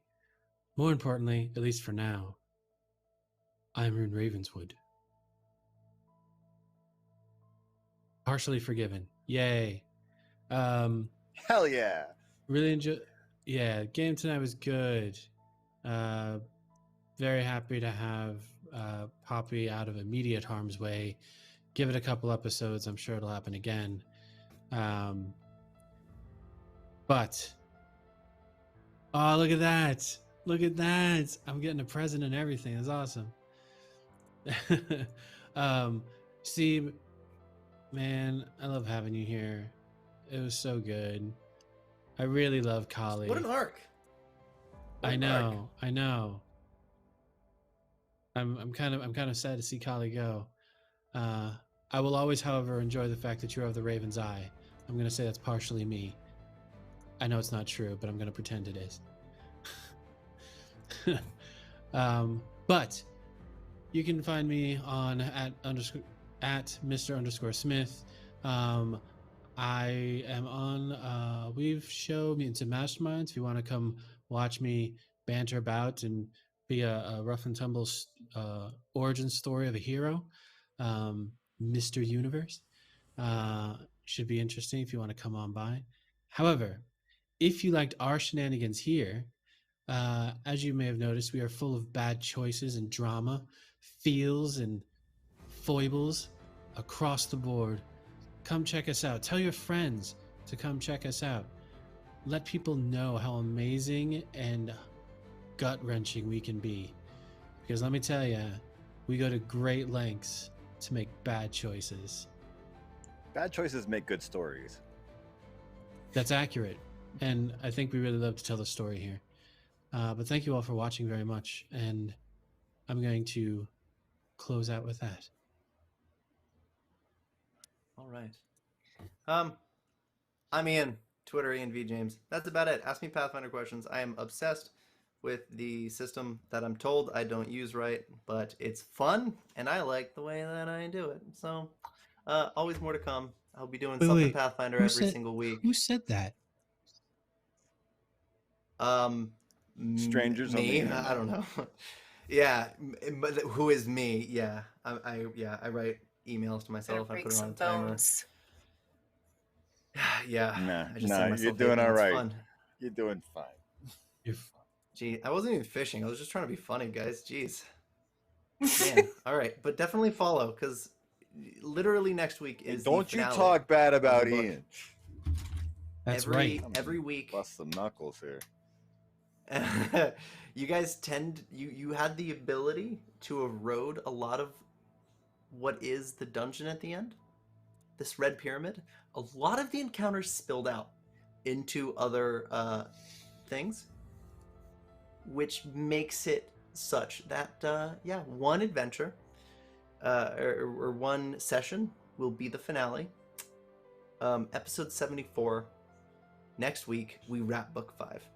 And then we begin something else I don't want to talk about. So, yeah, a little 5-parter in a place. That's all I've got. Thank you so much for watching, and good night.